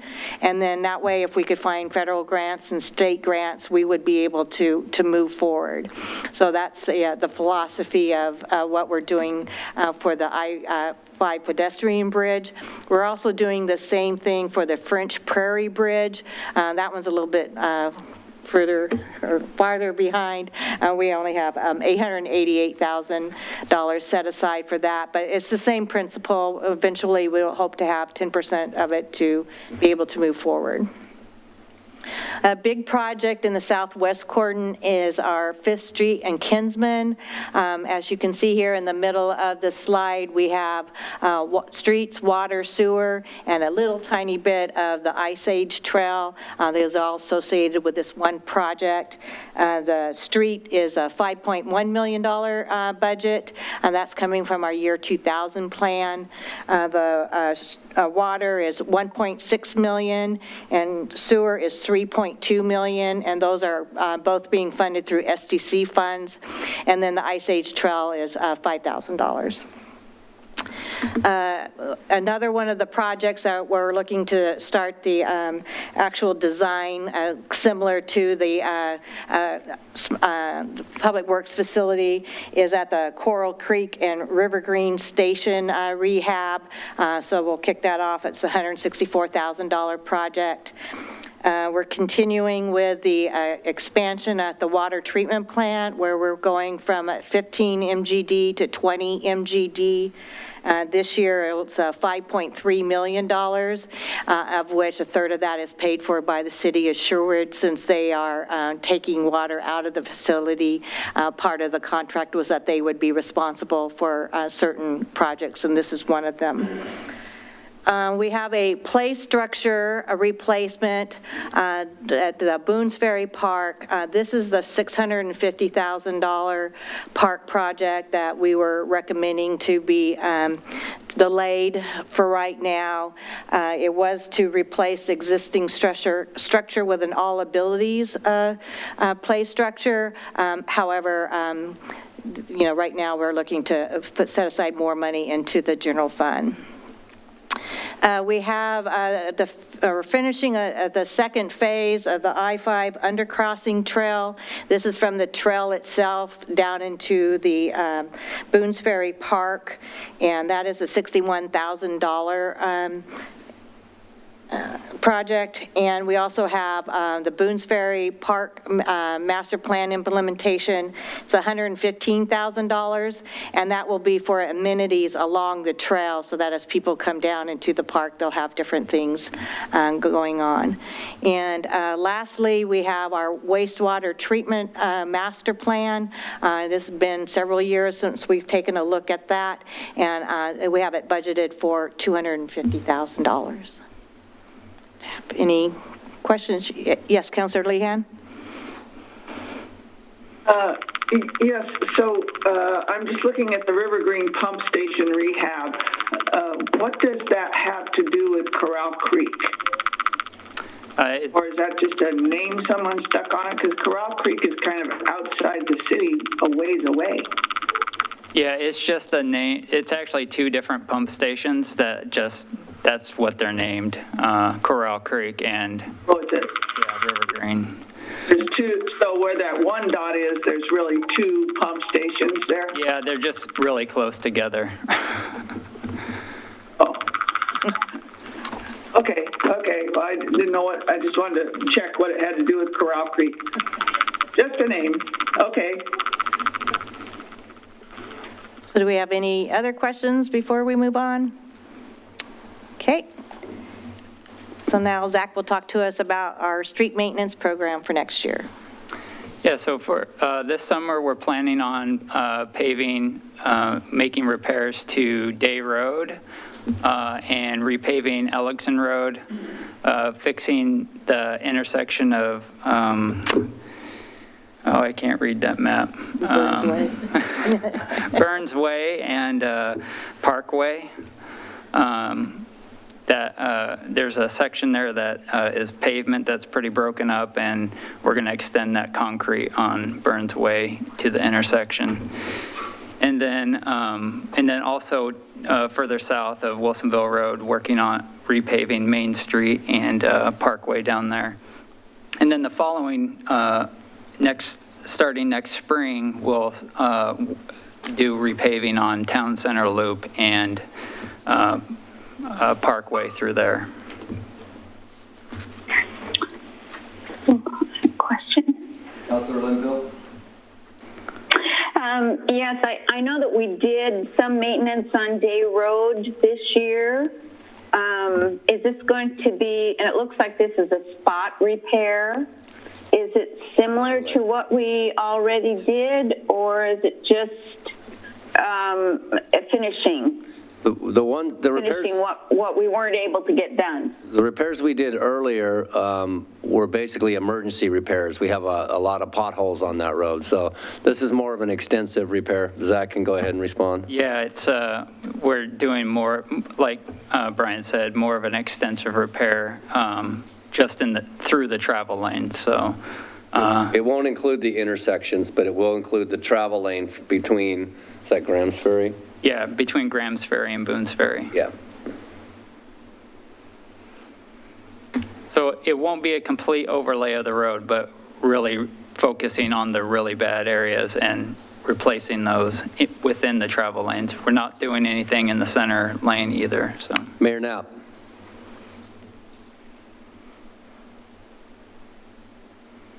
Thank you. Have we given up trying to get Washington County to contribute on Day Road because of all of the gravel trucks that are coming in through there and going into the county? Their answer hasn't changed. We can certainly go back to the table and see if they would, but they haven't been super enthusiastic about that so far.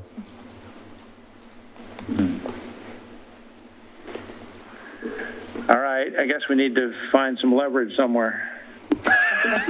If you find it, will you let me have it? Thank you. So in addition to the projects, our construction projects, we also have additional master plans and studies for our planning department. We have the Frog Pond Master Plan. This is for the east and south side of the area.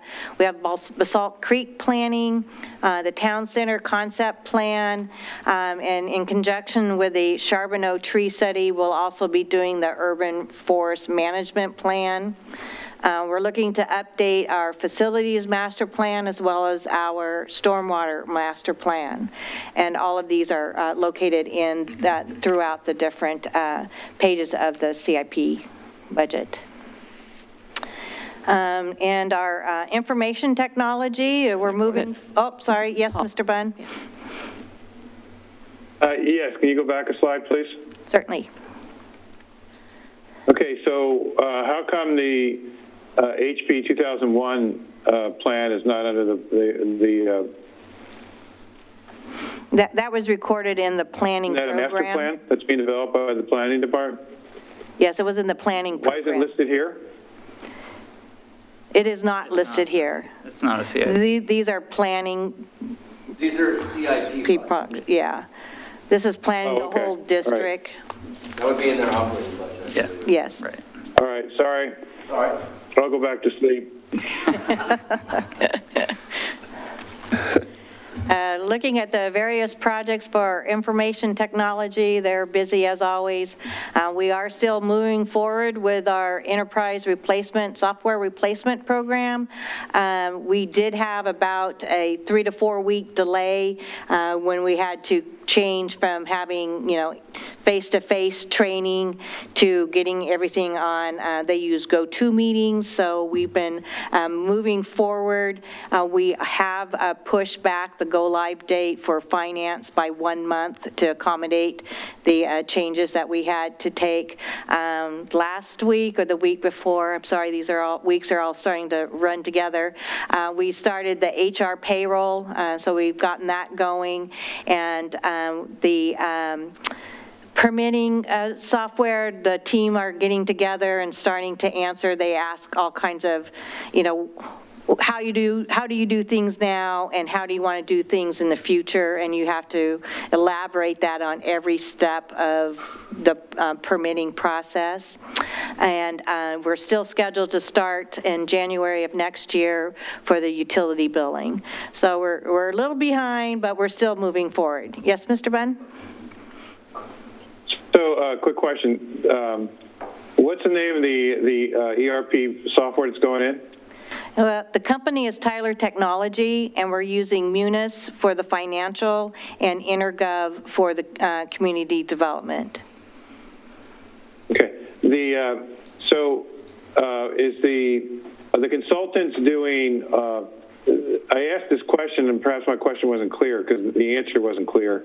So has the city turned all of the project over to the consultant, or is the city doing, the kind of the back end stuff, the software, and the consultants doing the what we used to refer to as the transition management as far as working with the different departments? How's that division of labor happening? She is with us at each of our trainings.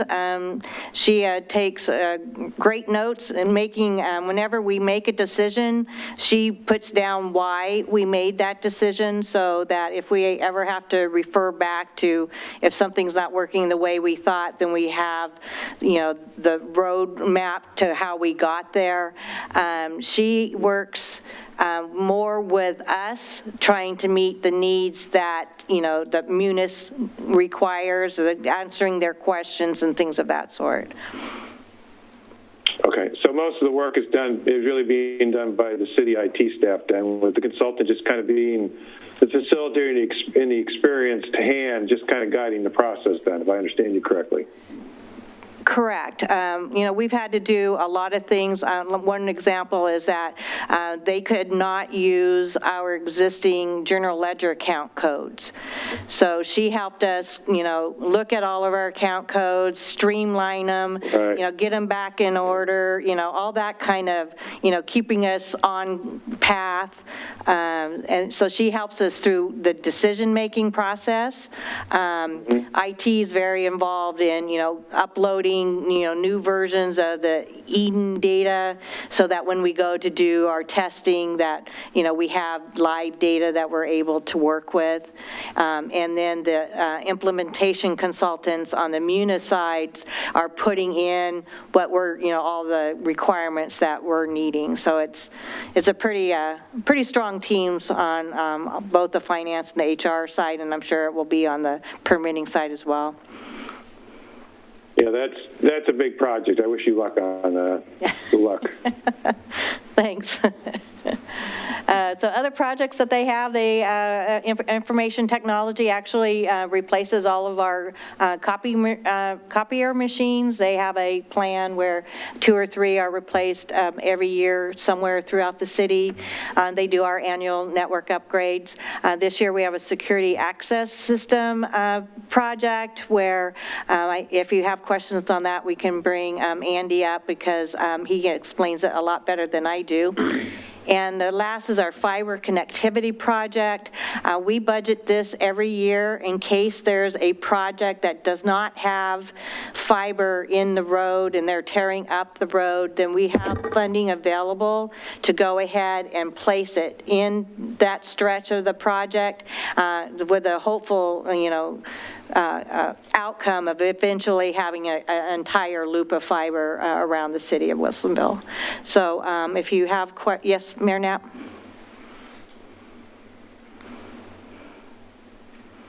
Thank you.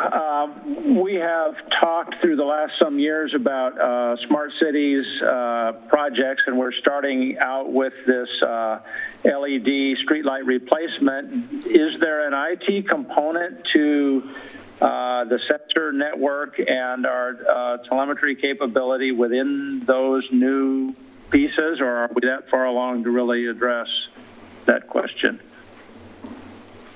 You want to take the podium, Andy? Maybe you and Delora can tag team it if you need to. So they're getting their masks on here, just a sec. Let me get all cleaned up here. Andy Stone, the IT director for the city. So the project that you're talking about, the LED lighting project, is a pilot project that is being run out of Public Works. It is, that particular project, I believe, is entirely wireless. And so the data is being transferred back and forth through a cloud program back to our facilities. Delora might be able to give a little bit more information about that. We're trying to lay fiber into the ground so that if we do come to the point where we could have a meet point, it would be a minimal amount of construction and money involved to make that happen. But I'll let Delora talk a little bit more about that. Hello, Delora Kerber, Public Works Director. Yes, the city is working with PGE on a pilot project. All the lights around Town Center Loop were replaced with LED, and they will have little disc on top with the nodes that we can use as a smart network. And there's many things that you can do with the smart network, and this is the pilot project for us to determine whether or not that kind of technology would make sense for us to deploy elsewhere in the city. And so right now, we're working with the vendors, and they're having some issues with some of their networking connections, if you will, so we haven't really deployed it fully. Also, at the same time, though, because of that particular company that works in the network, we're also working with PGE to do a pilot project for being able to read our water meters remotely, automatic meter reading. So it's pretty exciting technology that we're working on, but we just haven't finished it up yet. All right, so I'm glad to hear those are going forward, even though we're not enumerating them as IT projects here.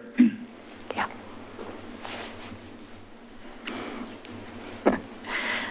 Ms. LaGarza? If I understand correctly. Yes, you do. Ms. LaGarza?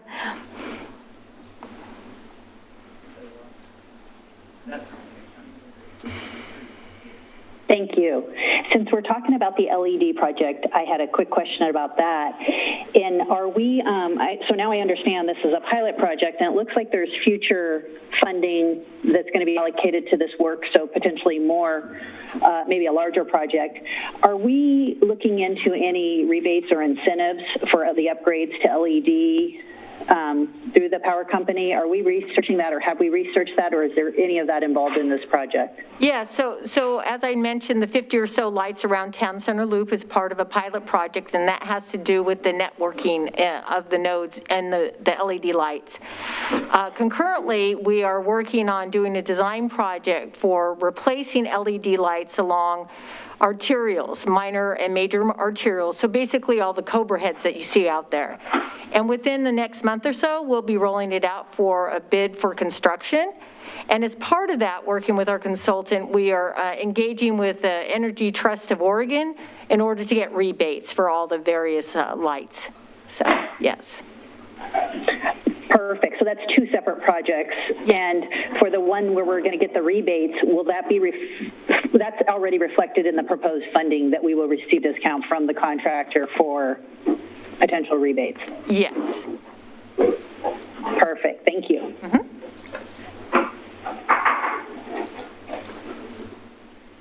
And if we have no other questions, that concludes our CIP discussion. Thank you, Zach, and everyone who came up to the podium. Looks like Daphne has another question. Oh, Daphne, yes.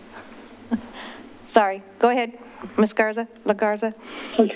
Okay, sorry about that, I apologize. One last question on the CIP projects.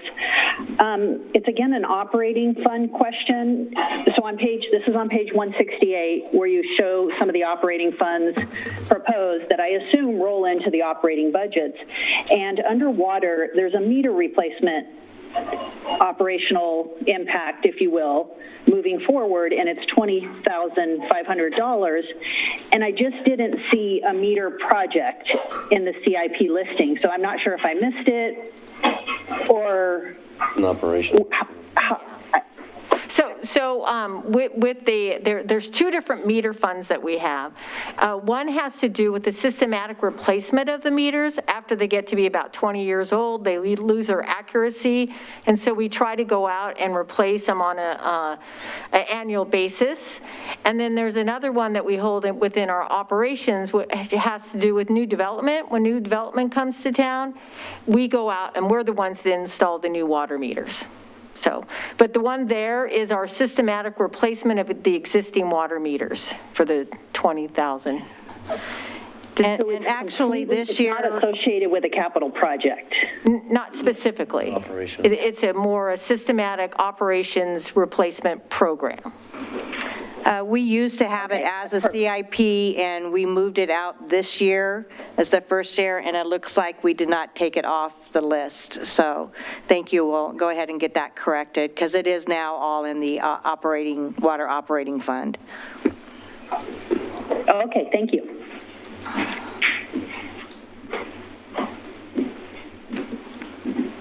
Okay. So now we'll go ahead and start on our department presentations. Tonight we have transportation and public works. The way that the presentations will go, we have slides from the directors talking about what they have done for COVID and what they are planning to do for our reentry program. And then we'll get into the detail for every program itself. And this is the same format that you'll see for all of our the program presentations, where we start with the amended budget at fiscal year 1920. We talk about the different changes that occurred. That brings us to the fiscal year 2021 proposed budget. So first we'll start with SMART and Mr. Dwight Brashears. All right, good evening. This is very odd for me. I'm sure, like most of you, I am anxiously awaiting the opening of my beauty salon so I can get my hair cut. So anyway, so I apologize for the overgrowth here. Good evening, committee members. My name is Dwight Brashear. I am the Transit Director for SMART. And tonight we're going to talk a little bit about our response to COVID-19. It's been about 9 weeks now that we've been dealing with this threat, and I think SMART has responded admirably. We have a very, very solid team at SMART, and I couldn't be more proud of the ladies and gentlemen that have stepped up to the plate. We are As the U.S. Transportation Secretary Elaine Chao described us as critical infrastructure, and we are essential. And so we have been out every day of this pandemic, and we'll continue to provide that service. Joining me this evening, in case there are questions about fleet, will be Scott Simonton, who is the fleet manager, and Ellie Work is here on the grant side. She is the manager for grants and programs. So initially, we experienced a decrease in ridership, which resulted in our response in reducing service. Our initial service reduction on April 6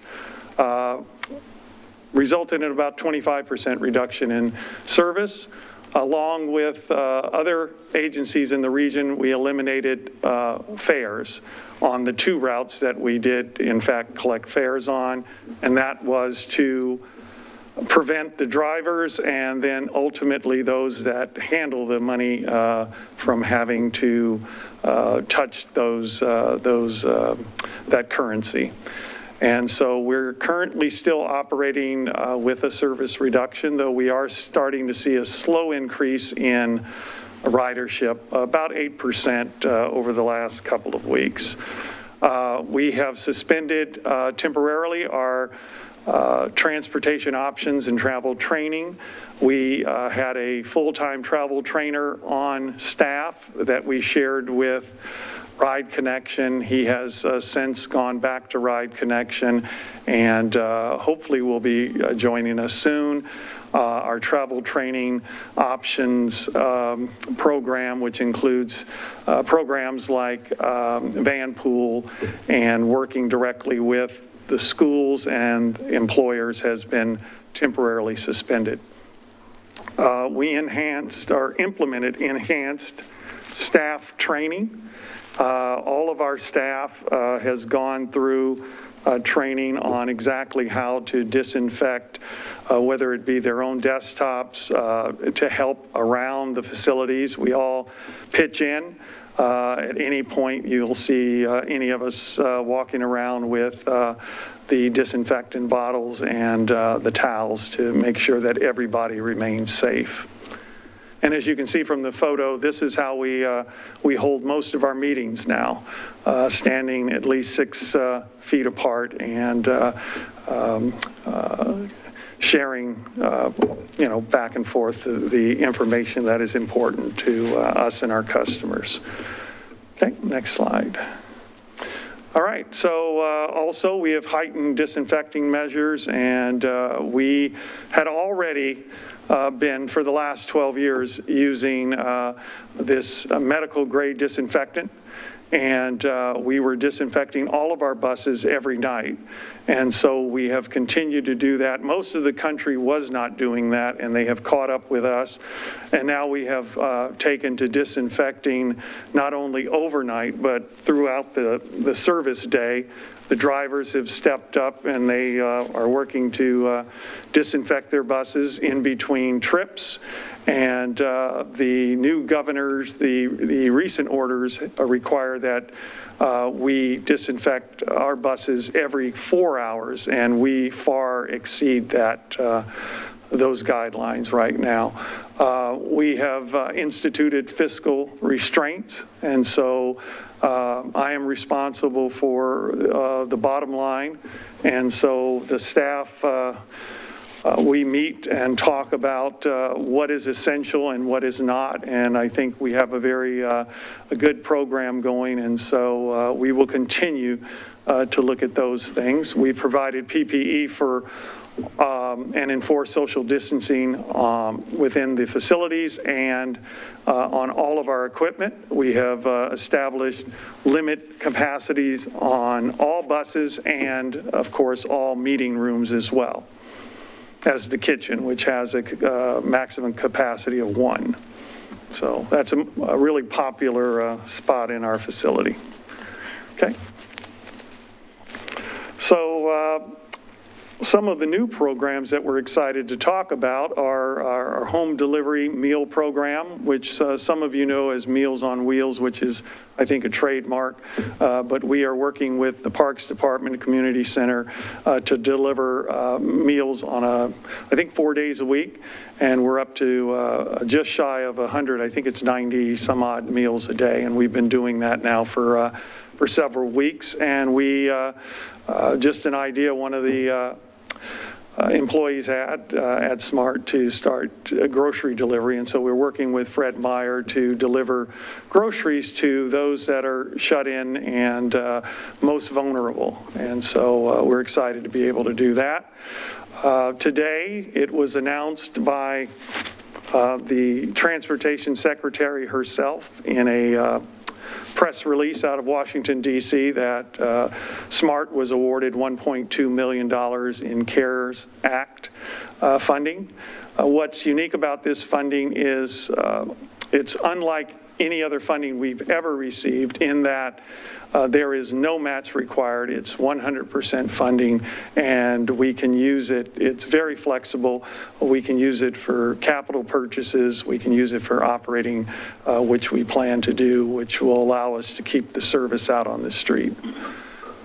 We are also working with the state and other transit agencies across the state to seek flexibility with STIF revenue. You've probably heard from Mr. Katko that that funding source is now sitting in our account, I think to the tune of about $2 million, and it will continue to come in.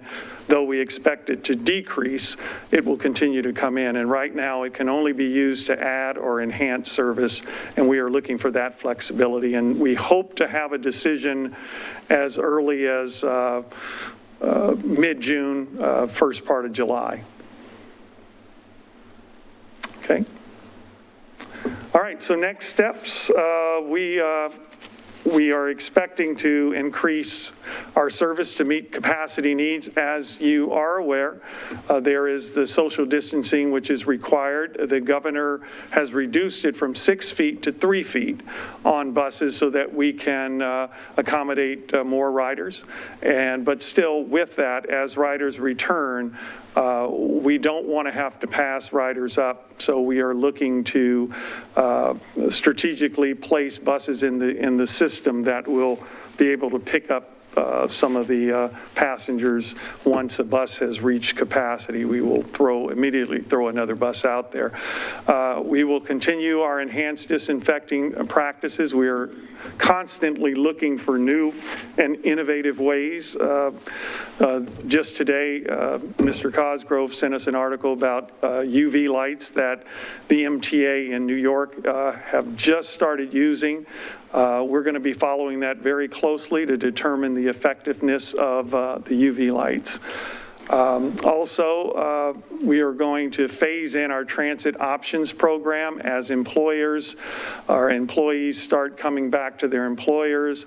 As the kids start coming back to school, we'll begin working with with the employers in the schools on our transit options program. And then we have a van pool program that is brand new, and we are looking to work with those employers to get that van pool up and running. Obviously, we're going to maintain essential spending only, and we're going to continue to seek additional federal and state funding. So I think is that about it? Do you have any questions for Dwight? Oh, lots of them. The mayor. Yes, sir. Thank you. Good evening, Dwight. I just wanted to publicly state that I am very, very proud of your group and of the work you're doing. Jumping right into this opportunity for the grant is a great example. ways that we're trying to adapt. Your success in getting that grant made in the short order to help with our operations during the downturn is just outstanding work, and I hope that we are able to continue the high-quality service that we have been able to provide with SMART. I think it's important to our community and to our businesses here also, and I think it's one of the unique programs that Wilsonville should be very, very proud of. So great work on that, and we'll look forward to future opportunities to augment our regular operations, I'm sure, and to continue to find ways that we can adapt to these times. So I just wanted to say that on behalf of the council, I think, and of the whole operation here in Wilsonville, and but committee needs to be aware of that also from the standpoint of the unusual and extra mile kind of that you guys have gone to. So thank you very much for that. You're welcome, Mr. Mayor, and I would be remiss if I didn't mention that Ellie Work, who is the Grants and Programs Manager, is here, and she was instrumental in getting that application filed in a timely fashion, and the only credit the rest of us can take is we left her alone to do it. That's good credit, though. I think it was Member LaGarza, then Councilor Linville, and then Member Amadon. So, Daphne. And me. Oh, and then Mr. Bunn. Thank you. So, there you go. Thank you. I apologize. I didn't have a question here. You do not. Okay. I saw your hand go up. I do not. Sorry. Okay. So there would be Councilor Linville. Dwight, I also wanted to just echo what the mayor had to say, and I want you to know that whether I'm at Fred Meyer's or I'm at some other place where the bus is stopped and the door is open, I've taken the opportunity to thank the drivers for their work and how much we appreciate what they're doing. What a great job. So my assumption is that on our document, in the budget document, that the 1.2 million does not show up in the resource summary under intergovernmental grants or other revenue. No.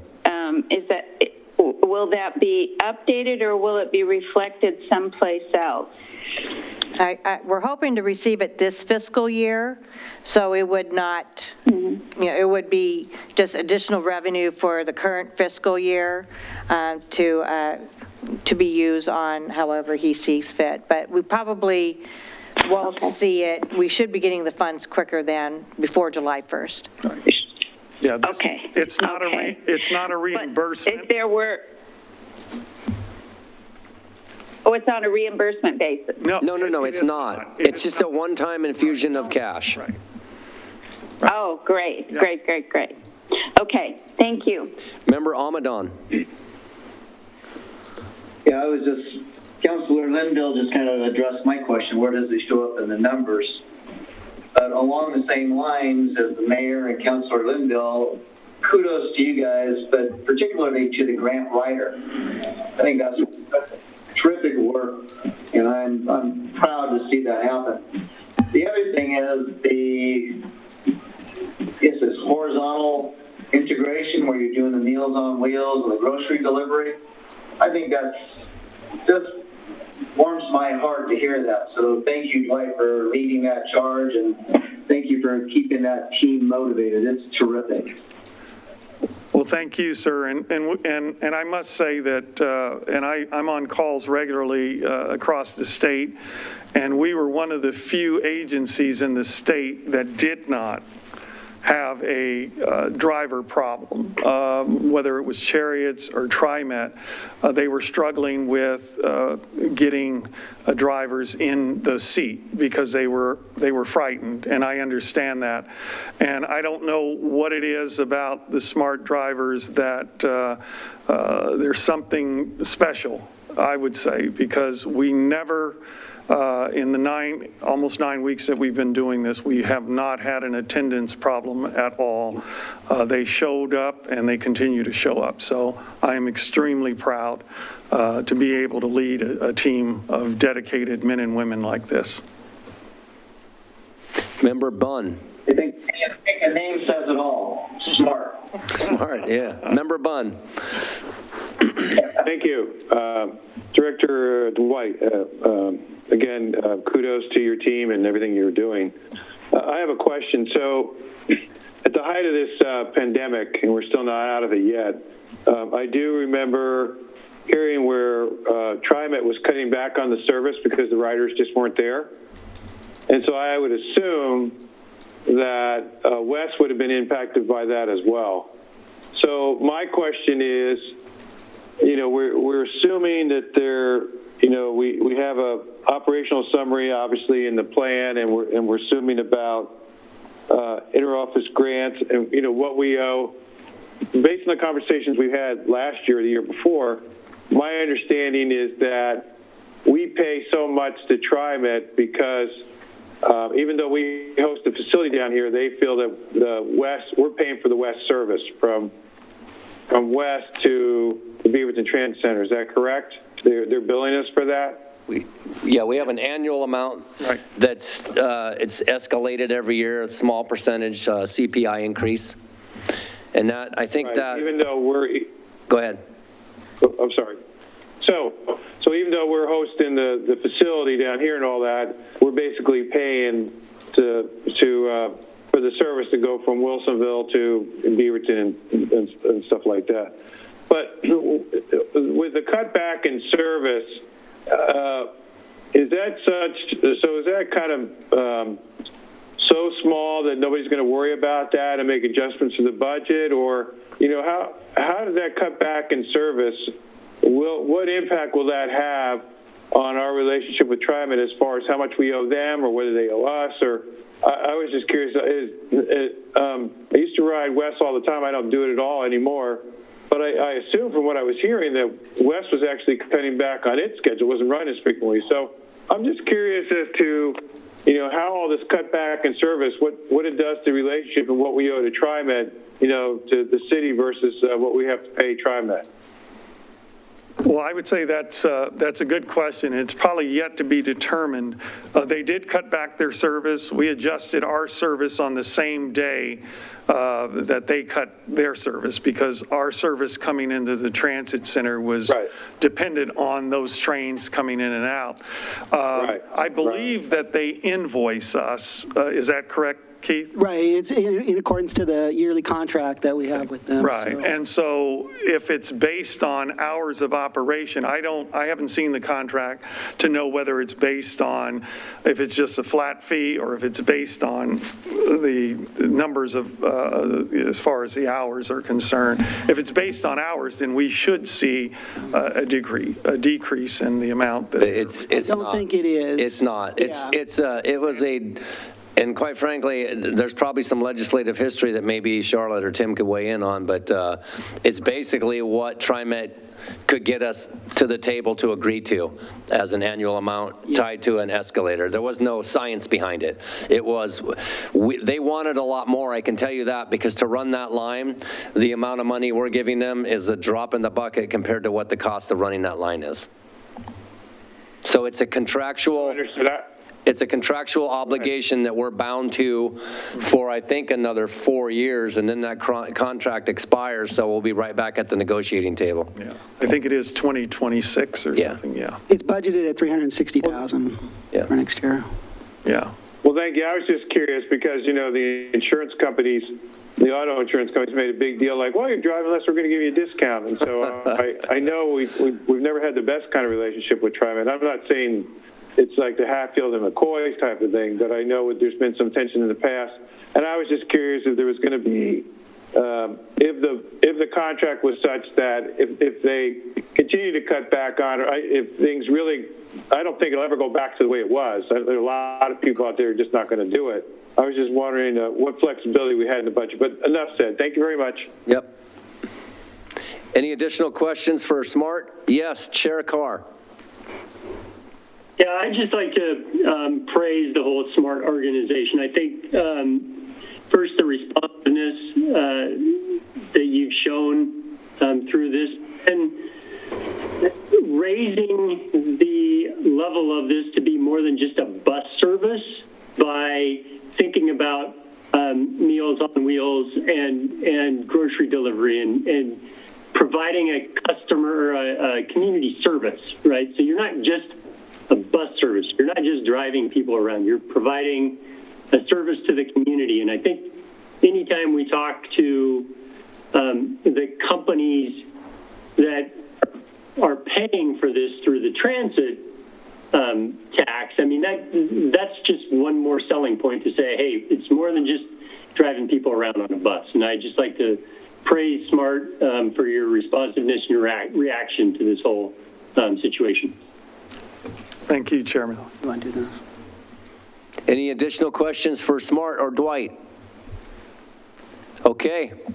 Thank you, Dwight. You're welcome. Thank you, Scott. Thank you, Ellie. Oh, what is this slide, Kathy? Is this there? Dwight, do you want to come back and talk about this slide too? This is, I think this is the grant and STIF revenue expectations. Oh, yeah.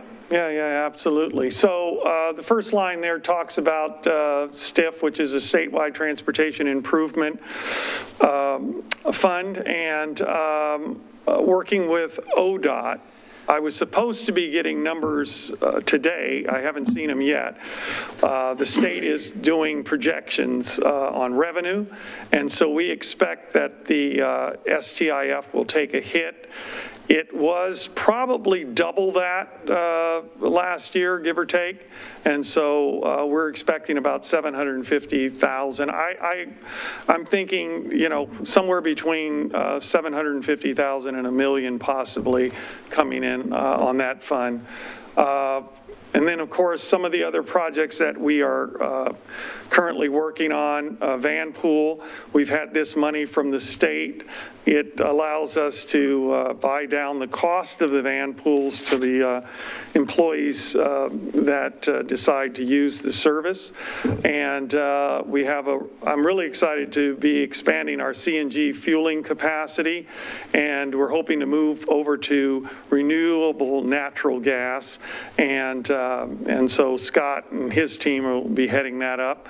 And then the Intelligent Transportation System is another program that is funded through STIF, and it's a discretionary competitive grant we were awarded. And so we're hoping we've got an extension on that one because of COVID, and so we're hoping now sometime later this year, possibly first part of next year, to get those new systems in place, which include Wi-Fi on buses. A lot of passenger amenities come along with that. And then, of course, our normal vehicle replacement that we do annually includes 7 vehicles this time, including a CNG or RNG powered trolley, and I think one more electric bus, and then the rest of them are CNG cutaways. And so you can see all the numbers that are represented there. And for all of that, the local match is very, very minimal when you think about the total purchase of those items on that list there. I think Councilor Linville had a question. Linville had a question. Yes, Dwight, am I correct in understanding that STIF is paying 1 FTE? Is that correct? This is all capital. Yeah, capital. Capital and software. There's no FTE involved. Right. I understand this, but I'm just wondering on the budget if I can get not have to do with this slide, but has to do with the FTE and is that the 2-year grant where the employee, that the TDM technician is coming from? Is that STIF funds? Well, no, the TDM grant is completely, that's a federal grant. The STIF money does pay for FTEs in the sense that it's paying for the expense of those routes up to, is it Tualatin? Right now? Yeah, Tualatin Park and Ride. So those trips outside the city are being covered by STIF funds. And it also pays for the midday service to Salem as well, is one of the projects that's part of the STIF plan as well. And then we use... And is our... I'm sorry, go ahead. No, I was going to say, and then also a good portion of it is used to match federal grants, which is ideal for us to be able to do that. And those are funds, the STIF monies are pretty stable. I mean, those are anticipated to continue. Oh, they definitely will continue. It's really going to be based on employment here in Wilsonville. It's 0.1% of total payroll. And so we are anticipating that it will continue. We just aren't quite sure what the numbers are going to look like moving forward. Okay. Yeah. Great. Thank you. You're welcome. Councilor Ackervall. So you just mentioned, that you're reducing what you anticipate for the STIF money in the coming year. And is that reflected then in the figures that we have in our budget binder document? No, the budget that you have that was delivered to you was prior to this COVID outbreak. Yes, okay. What you're seeing here is an update of what we actually think. And we'll have to go back and amend the proposed budget downward accordingly, yeah. Yeah. The last... Okay, I just wanted to see if they tied to what we had in the document. And I feel left out if I don't join the love fest, too, for SMART right now that we're all feeling. That seems pretty obvious. And just wanted to add, echo, I guess, that like the other members of this budget committee are expressing such appreciation for the work that you've done and the innovation with some of the new programs.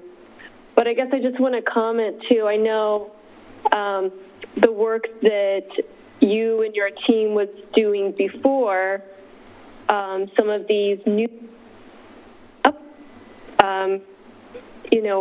a big part of that is helping move people around in the transit and getting workers to businesses and from businesses, but some of it also is providing access to people in our community that don't necessarily have access, and that, how we care for the more vulnerable population is a reflection of our character. And I just wanted to point out that important work has always been happening.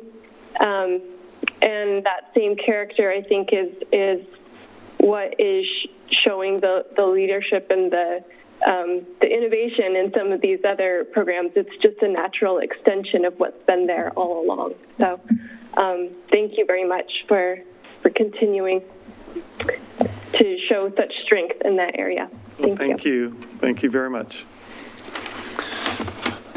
So this is the program expenditure budget. We have this slide presentation for each department, just showing how they go from their fiscal year 1920 budget to their fiscal year 2021 proposed budget. For their fiscal year 1920 budget, they had a budget of $9.5 million. So everything below in terms of, it demonstrates how we're getting to that $9 million of the current year budget. Personnel services across the board, just, and this is kind of comment that'll be for every department, there are no changes to the salary or wage tables, and there are no FTE changes. The only kind of differential is we budgeted an increase of 10% for health insurance. In the past, that's been pretty conservative, and we don't expect health insurance this current year to go above 10%. You know, down the line, it's hard to say, but at least for this current year, that's what we've put in there. Any real changes you'll see are basically just kind of changes in the composition of employees. They have 43 employees, and they rotate in and out. Overall, transit has a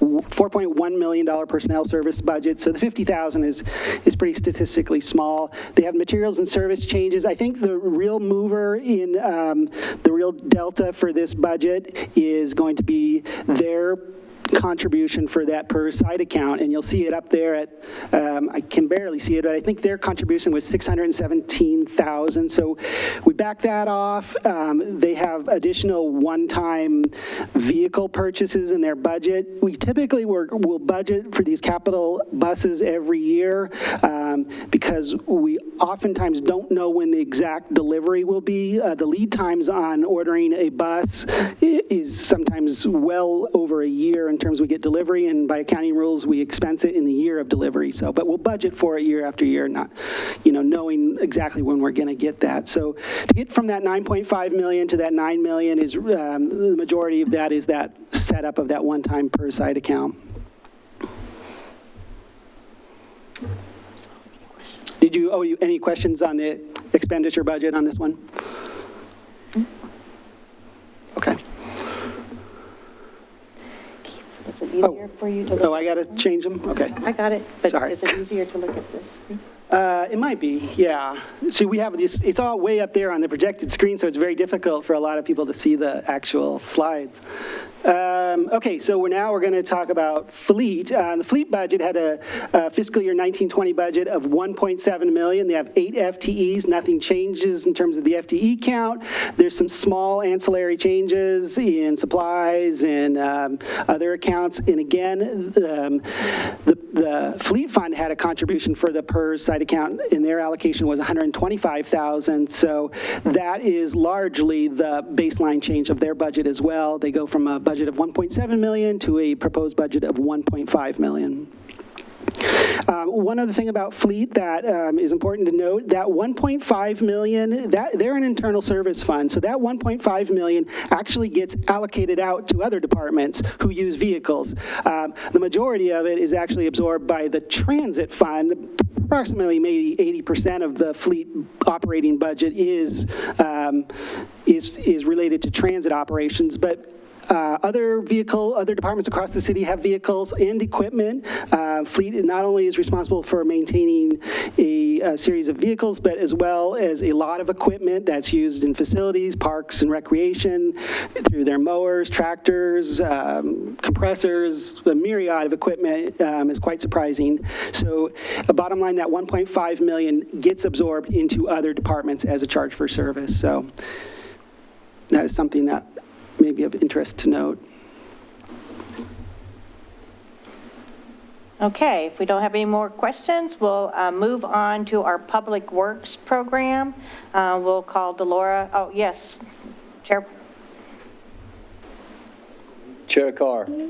I was just noticing that we have preventative maintenance on page 158. We have preventative maintenance percent completed on time, and we're trending in the 90 to 85 to 90, but we're forecasting 82. So we're predicting we're going to do worse than we have for the last 2 to 3 years.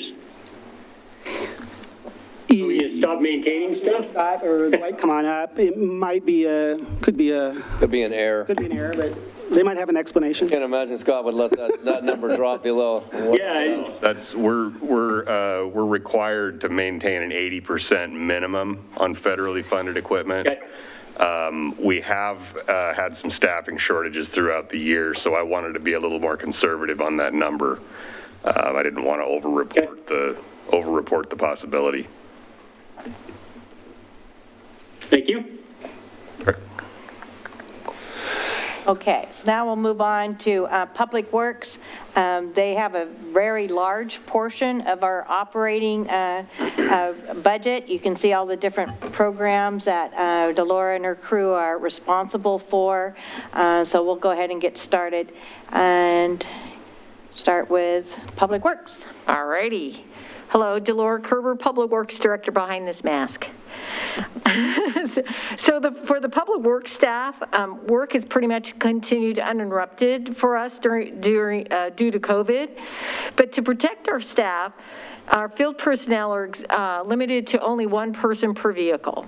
So if there's a situation where we need to roll the big Vector truck, we have one staff member drive the big truck to the site, and then we have another employee follow up with their own vehicle. And then in addition, we're also asking all of our staff members to use their vehicle as their own mobile office, using their tablets to help log their work activities and work orders. And it's fortunate that we had done an early implementation of remote access of work orders. So this allowed us to be able to pivot quickly to our mobile operations. So that was a good transition. And then, as I mentioned, when staff needs to work in team settings, make sure that they practice physical distancing or they wear the appropriate personal protective equipment, also known as PPE. Management and office staff, we have staggered our shifts or implemented telecommuting on a limited basis as appropriate. Also, for some of our field staff, if they need to come in and use a actual computer, we have separated the location of those shared computers, and then employees are expected to wipe down before and after the use of the keyboard and or the mouse. Now, for our facilities team, COVID has really increased the amount of time that they're out there spend sanitizing the heavily used touch points in all the city facilities. So not only are they performing their regular janitorial duties, but they're also performing special cleanings as needed throughout the facilities. And then, as you see in the picture, when they're doing some of this disinfectant spraying, they're wearing their PPE of gloves and mask. Next slide, please. Thank you. So changes related to the method that, so some of the methods that we've changed in how we do work around the Public Works Department is that we're limiting the gathering in our conference room to only 6 people. And then also we have blocked out time in the conference room to make it available for staff to use for their lunch period, because our lunch room will only accommodate 4 people. And we have a total of 29 staff. So trying to stagger them with their different lunch periods so that they can all have a place to go. Also, it's kind of fun. We're having our all staff meetings out in the parking lot, and that way we can have the physical distancing. And then as appropriate, if we need to meet with a contractor in person or a contractor needs to come and pick up a bulk water meter, they need to make an appointment to come into our building. And then, I already talked about that. And then also, we're becoming real Zoomers. So as appropriate, we're attending in remote meetings. So, next slide. So those are kind of the things more specific to Public Works themselves. But as I mentioned, being Public Works is also responsible for emergency management coordination for the city. Martin Montalvo, our operations manager, and Matt Baker, our facilities supervisor, and myself are also extra busy with our involvement in the emergency operations center as the planning chief, the logistics chief, and the operations chiefs, all respectively. Additionally, Martin and Matt are spending a lot of time helping to implement the reopening of the city, or the re-entry of the city, and implementing engineering controls throughout all city facilities, such as purchasing and installing plexiglass dividers for front counter staff to have a physical separation between them and a customer that also yet is friendly because you can see the other person. Placing numerous stanchions around to help actually give a physical barricade for physical distancing between our staff and our customers. Installing, as you go around City Hall, we have installed already many informational signs in the restrooms and on the doors about cleanliness, making sure to wash. And then also we'll be adding some more signage on the floors, as you see in the picture there, of wait here before you're asked to serve, to help. These are all things that we're trying to do at the various facilities to help with the physical distancing. So much has been done during this period to address COVID, and yet there's more to do. And the Public Works staff is dedicated to ensuring that the city's essential services are being provided in a timely and efficient manner. That's it. Yes, Chair Carr? Yeah, how happy are we that we don't contract our janitorial anymore? We, you know, we could not have picked a better timing, because it was amazing of the ability to be able to turn so quickly with in-house staff to be, especially in the beginning stages of the COVID, for them to be out and about and doing the continuous cleaning. It was just very fortuitous for us. Yeah, I can't imagine what it would have been like, because I don't think the contractors were doing that good of a job to begin with. So no, they were not. how well they would have done with COVID, but yeah, thank goodness. Yes. Okay, so we'll start off looking at their program budget with the administration program. They started out with a amended budget of $727,000. Big change here was removal of a one-time capital request from last fiscal, or the current fiscal year. That was a $55,000. So we have a proposed budget of right at $670,000. Yes, Member Almadon? Member Almadon.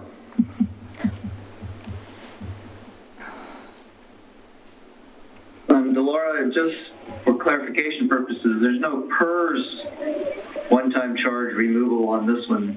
Was there a PERS administration made on behalf of administration last year? The Public Works Administration is a part of the general fund, and that was all taken out in the finance program. Okay. You will see it as we go through the different, like the water fund and the sewer fund. But this program and the facilities programs are in the general fund. Okay, thanks. And speaking of facilities, they have a beginning or an ending budget of last fiscal year at $1.2 million, $1.3 million.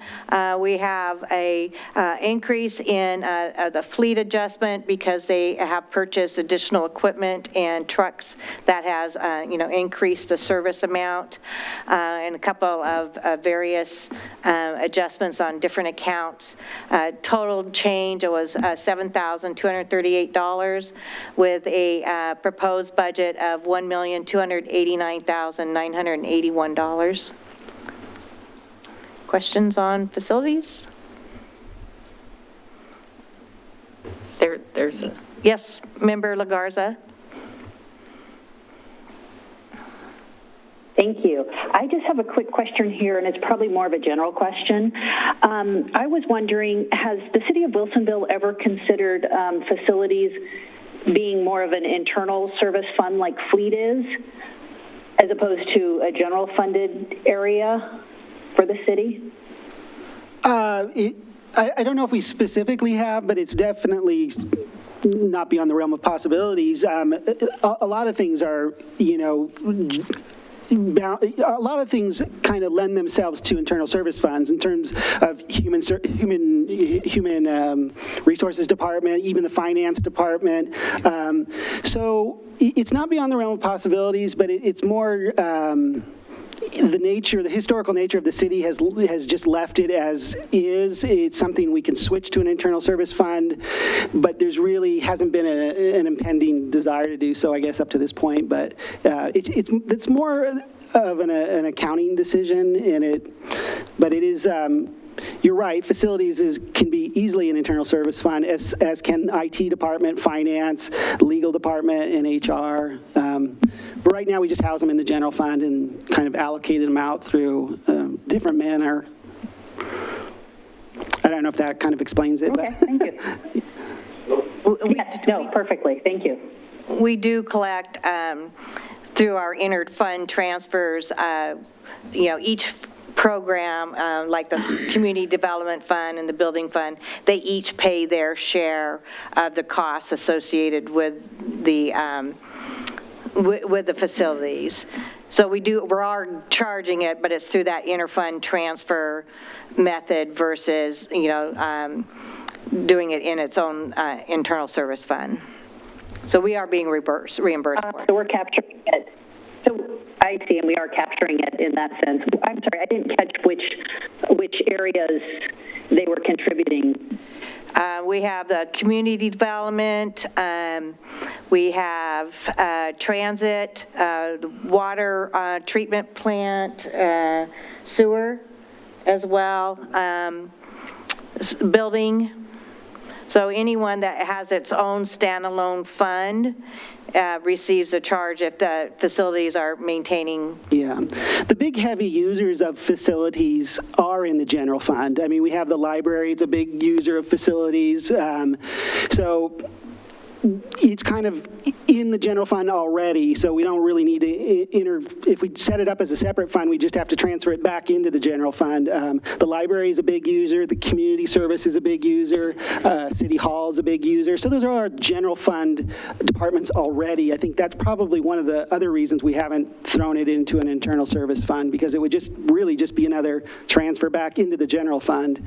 But more, it really relates to just the tradition of the city. We've had it in the general fund already, and just for historical trending, we've just left it there.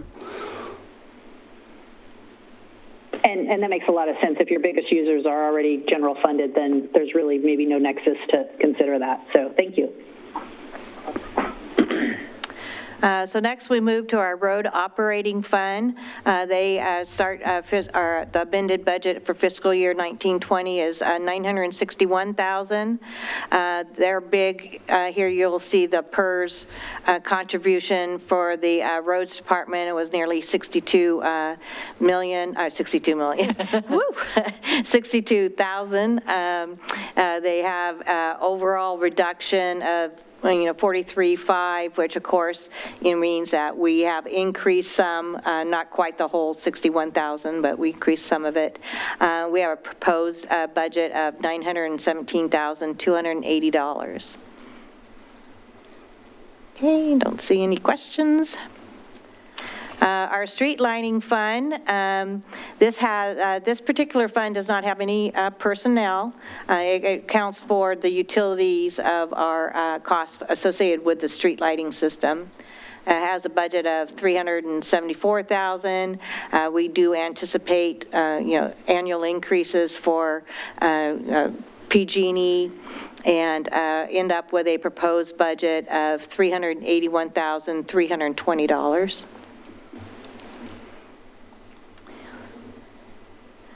Our water distribution, this is for our water crews that you see out, exercising hydrants and changing out meters and seeing things of that sort. They started out with a $1.7 million budget. We have some decrease in our in the salaries. We have the big one-time PERS reduction of $97,000, but you can see that the total baseline change is actually $106,000. So in addition to the PERS, they did other reductions as well. They have an ending proposed budget of $1,575,002. Yes, Member LaGarza?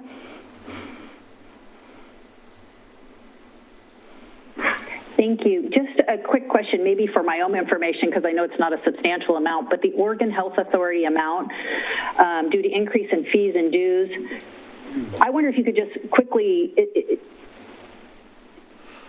what maybe did that pertain to?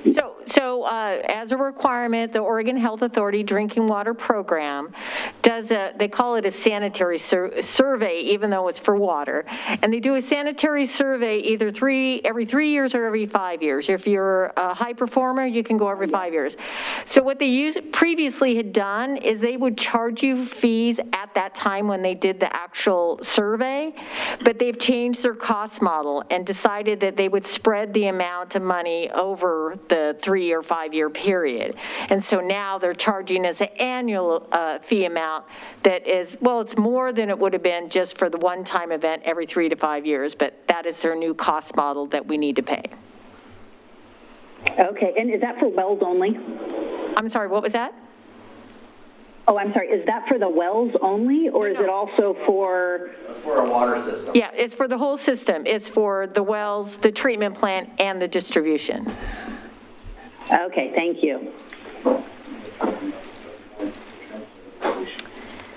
So looking at the water treatment plant, this is, we contract this out to Veolia. We have a budget of $3.9 million to begin with. We have a big PERS change in this one, $679,000. We do have our annual increase to Veolia. That is a $100,000 increase. We also have $75,000 that we have a new federal requirement to do a risk assessment and emergency response. So we'll be working with a consultant to get that project completed. We also have ad packages for various, pumps and mixers and taxes. Sorry, not. And tank, sorry, kind of mix those two lines together, $426,000 with an ending proposed budget of $3,895,838. Any questions? Yes, Member Bunn? Yeah, Laura, did I hear you say PERS reduction? No, that was on the water operating. Yeah. That was the slide before. Oh, okay. Oh, okay. All right. Thank you, sorry.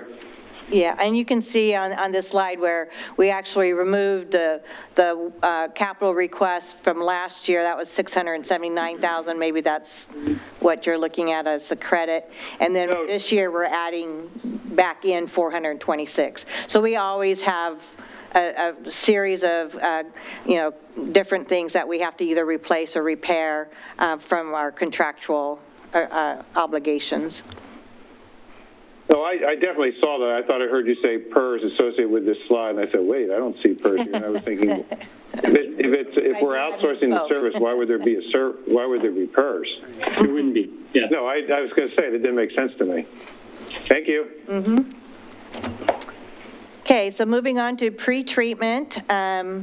This is sewer, correct? Yes. Okay, looks like I got the wrong title there. It's pre-treatment. We have one FTE, or we had a longtime employee retire, so you can see that their adjustment to the salary and budget was a little bit higher because bringing in, a new person started at a little lower rate.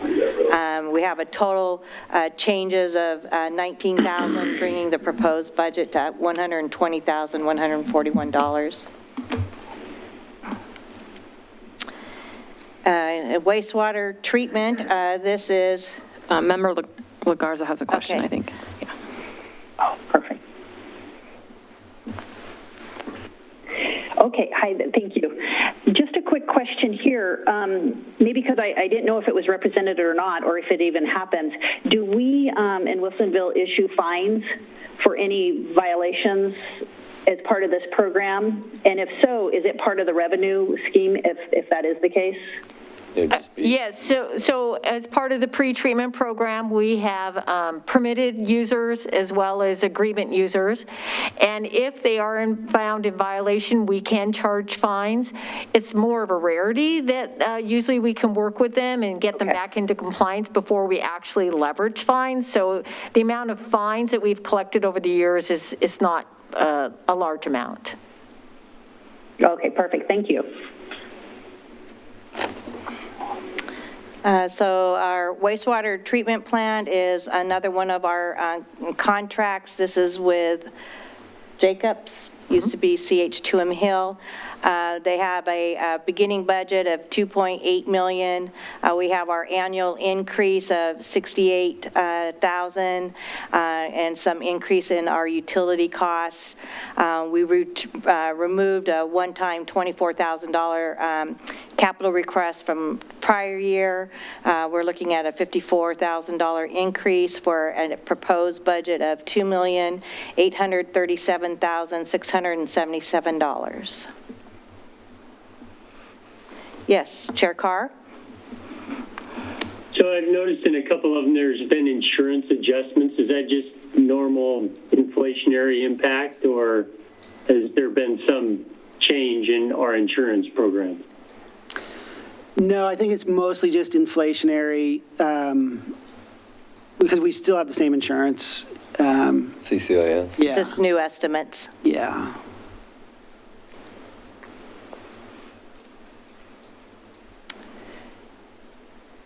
I was going to say, I did that one already. So now we have the wastewater collection. This is our, we do have our wastewater team at 2.63 FTEs. They started out with about a $1.1 million budget. They have salary adjustments, as we've seen throughout. We have some increase in repairs and maintenance, offset by we have our $71,000 PERS contribution. They did go through and find some savings in various accounts. So we have a change of $83,000 for a proposed budget of $995,391. Any questions on wastewater? Yes, I've got a couple. I will go with Member LaGarza.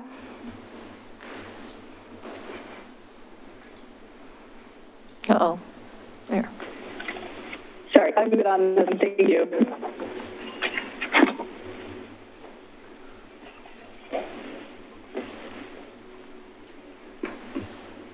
Oh, okay. Does she have a question? Okay, we'll go with Member Almadon. On the repairs and maintenance adjustment, I see it's going up another $18,000 next year. I'm just wondering, in prior years, this is going back to 17-18, it was $13,000, then $8,000, then $64,000, now $83,000. What, is the place falling apart, or what is going on with the repairs and maintenance expenses? Our city is getting older. Exactly. That is what is happening. And so we're doing closed circuit TV work. And when you do that, then you start finding there might be holes in the pipe, or a manhole needs to be rebuilt. So it's just a matter of aging infrastructure. I guess we're all getting that way, right, Brian? Yes, we are, sir. Thank you for that very simple answer. Moving on to stormwater, operating costs beginning at $934,000. We do have a new street sweeping contract and new requirements for disposal. So we are seeing $137,000 or $138,000 increase in that particular line item. It is offset by some savings, but we are seeing an increase of $121,000, bringing the proposed budget to $1,055,176. Yes, Chair Carr? Is that street sweeping contract going to be an annual, or is this a one-time? That is an annual cost that we have. We sweep every street in the city at least once a month, and then we do the bike lanes twice a month. It was a matter of, we had a previous street sweeper. We went out for a request for a proposal, and the bids that we came back were significantly higher because DEQ has very stringent requirements, what they need to do with the debris that they pick up off the streets. They consider it contaminated material. So unfortunately, the price went up very high. Thanks. Yes, Mayor Knapp?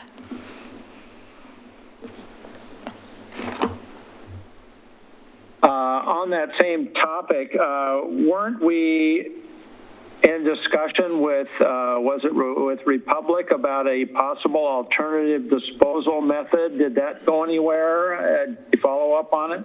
Yes, well, we did continue to have conversation, and what was determined is the area that they were willing to give to us or loan to us was inadequate for us to be able to use for our purposes.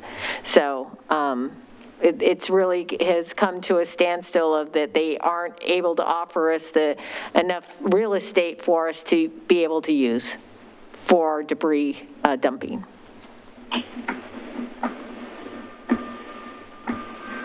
Member LaGarza.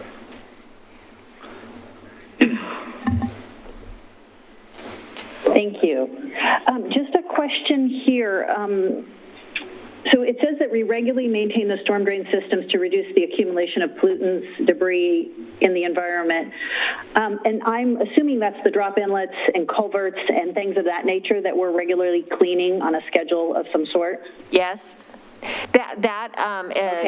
Catch basins as well as the swells that you see along a roadside, those are another type of system that you can use to remove debris. What kind of equipment are we using for that? Well, for the catch basin. Are we using a Vector truck? Yes. For the catch basin cleaning, we have a small little, we call it a ditch witch, but for larger facilities, we actually use the big vacuum truck. Okay, and that makes sense that we have the two types of equipment. When we use is there only one Vector truck in the fleet? Not because they don't want another one. We do need to get a smaller one because it's not, the way we're doing it right now is not very efficient. Right. It's just the timing of everything that happened this year. It was proposed to be in the budget this year, but it was pulled out. Okay. But it'll be back. And I guess my question was kind of along the lines too, if we have, go ahead. I'm done, go ahead. Okay, well, my question kind of stemmed from if we have one Vector operator that's under the wastewater collection system fund, if you will, or operating program, when that particular Vector and resource needs to go out to address the stormwater facilities, do they charge accordingly, or how does that work as far as accounting goes?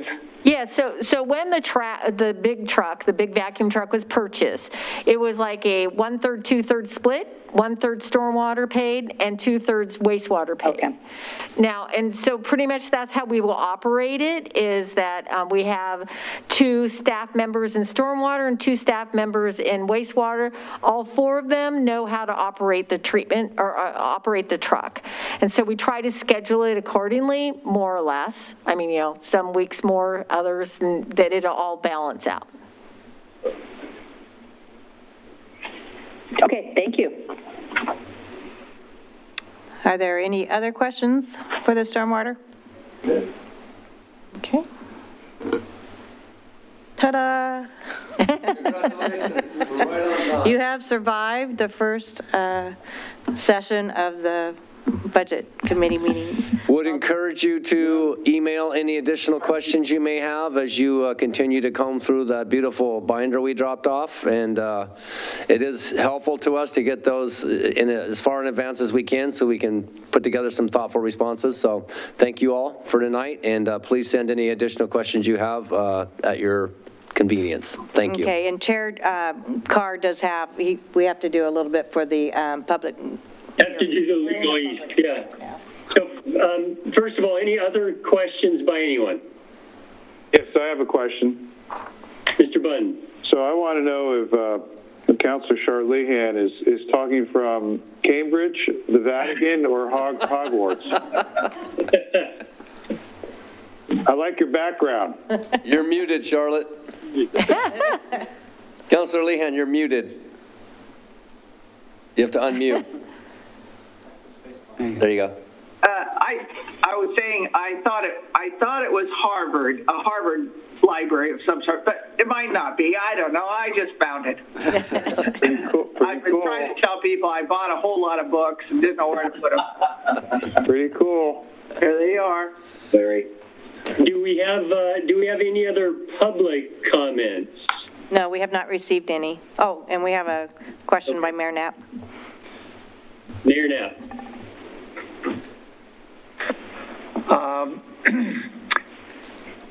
We lost a former budget member this year, Mr. Tony Holt, and the council had a kind of remembrance of him. I don't know exactly, but, you know, he was so instrumental in the budget committee. I wondered if we should do, I've heard a couple of comments from members also that he felt like a big part of this process in many years past. And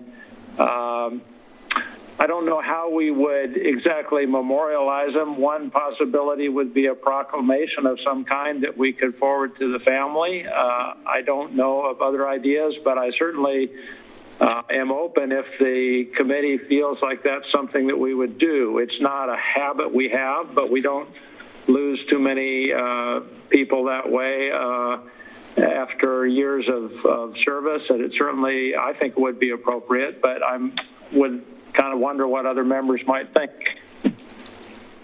I definitely feel that way. As a matter of fact, I'll confess I don't know how many other calls Mayor Knapp got about Tony, but I did call Mayor Knapp about it. I had the honor of serving with Tony on the previous term. He and I served together on the budget committee. I also, there were other things that he and I worked on together, and I was just totally impressed with his level of professionalism, his commitment to the city. And as I mentioned to Mayor Knapp, a lot of people, they give a lot and you appreciate their efforts. The thing about Tony was he not only gave a lot, but I mean, the excellence of what he provided was what impressed me. It's just he had these great thoughts. He gave it all he had, and there was everything he did was very thought-provoking. I was very honored to serve with him. I don't say that about a lot of people, but I certainly will say that about Tony Holt.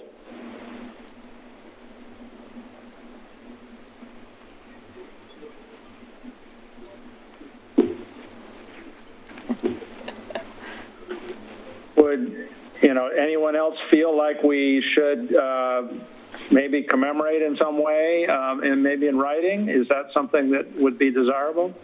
Put his picture on the budget cover. I would agree with that. I'm seeing some nodding heads.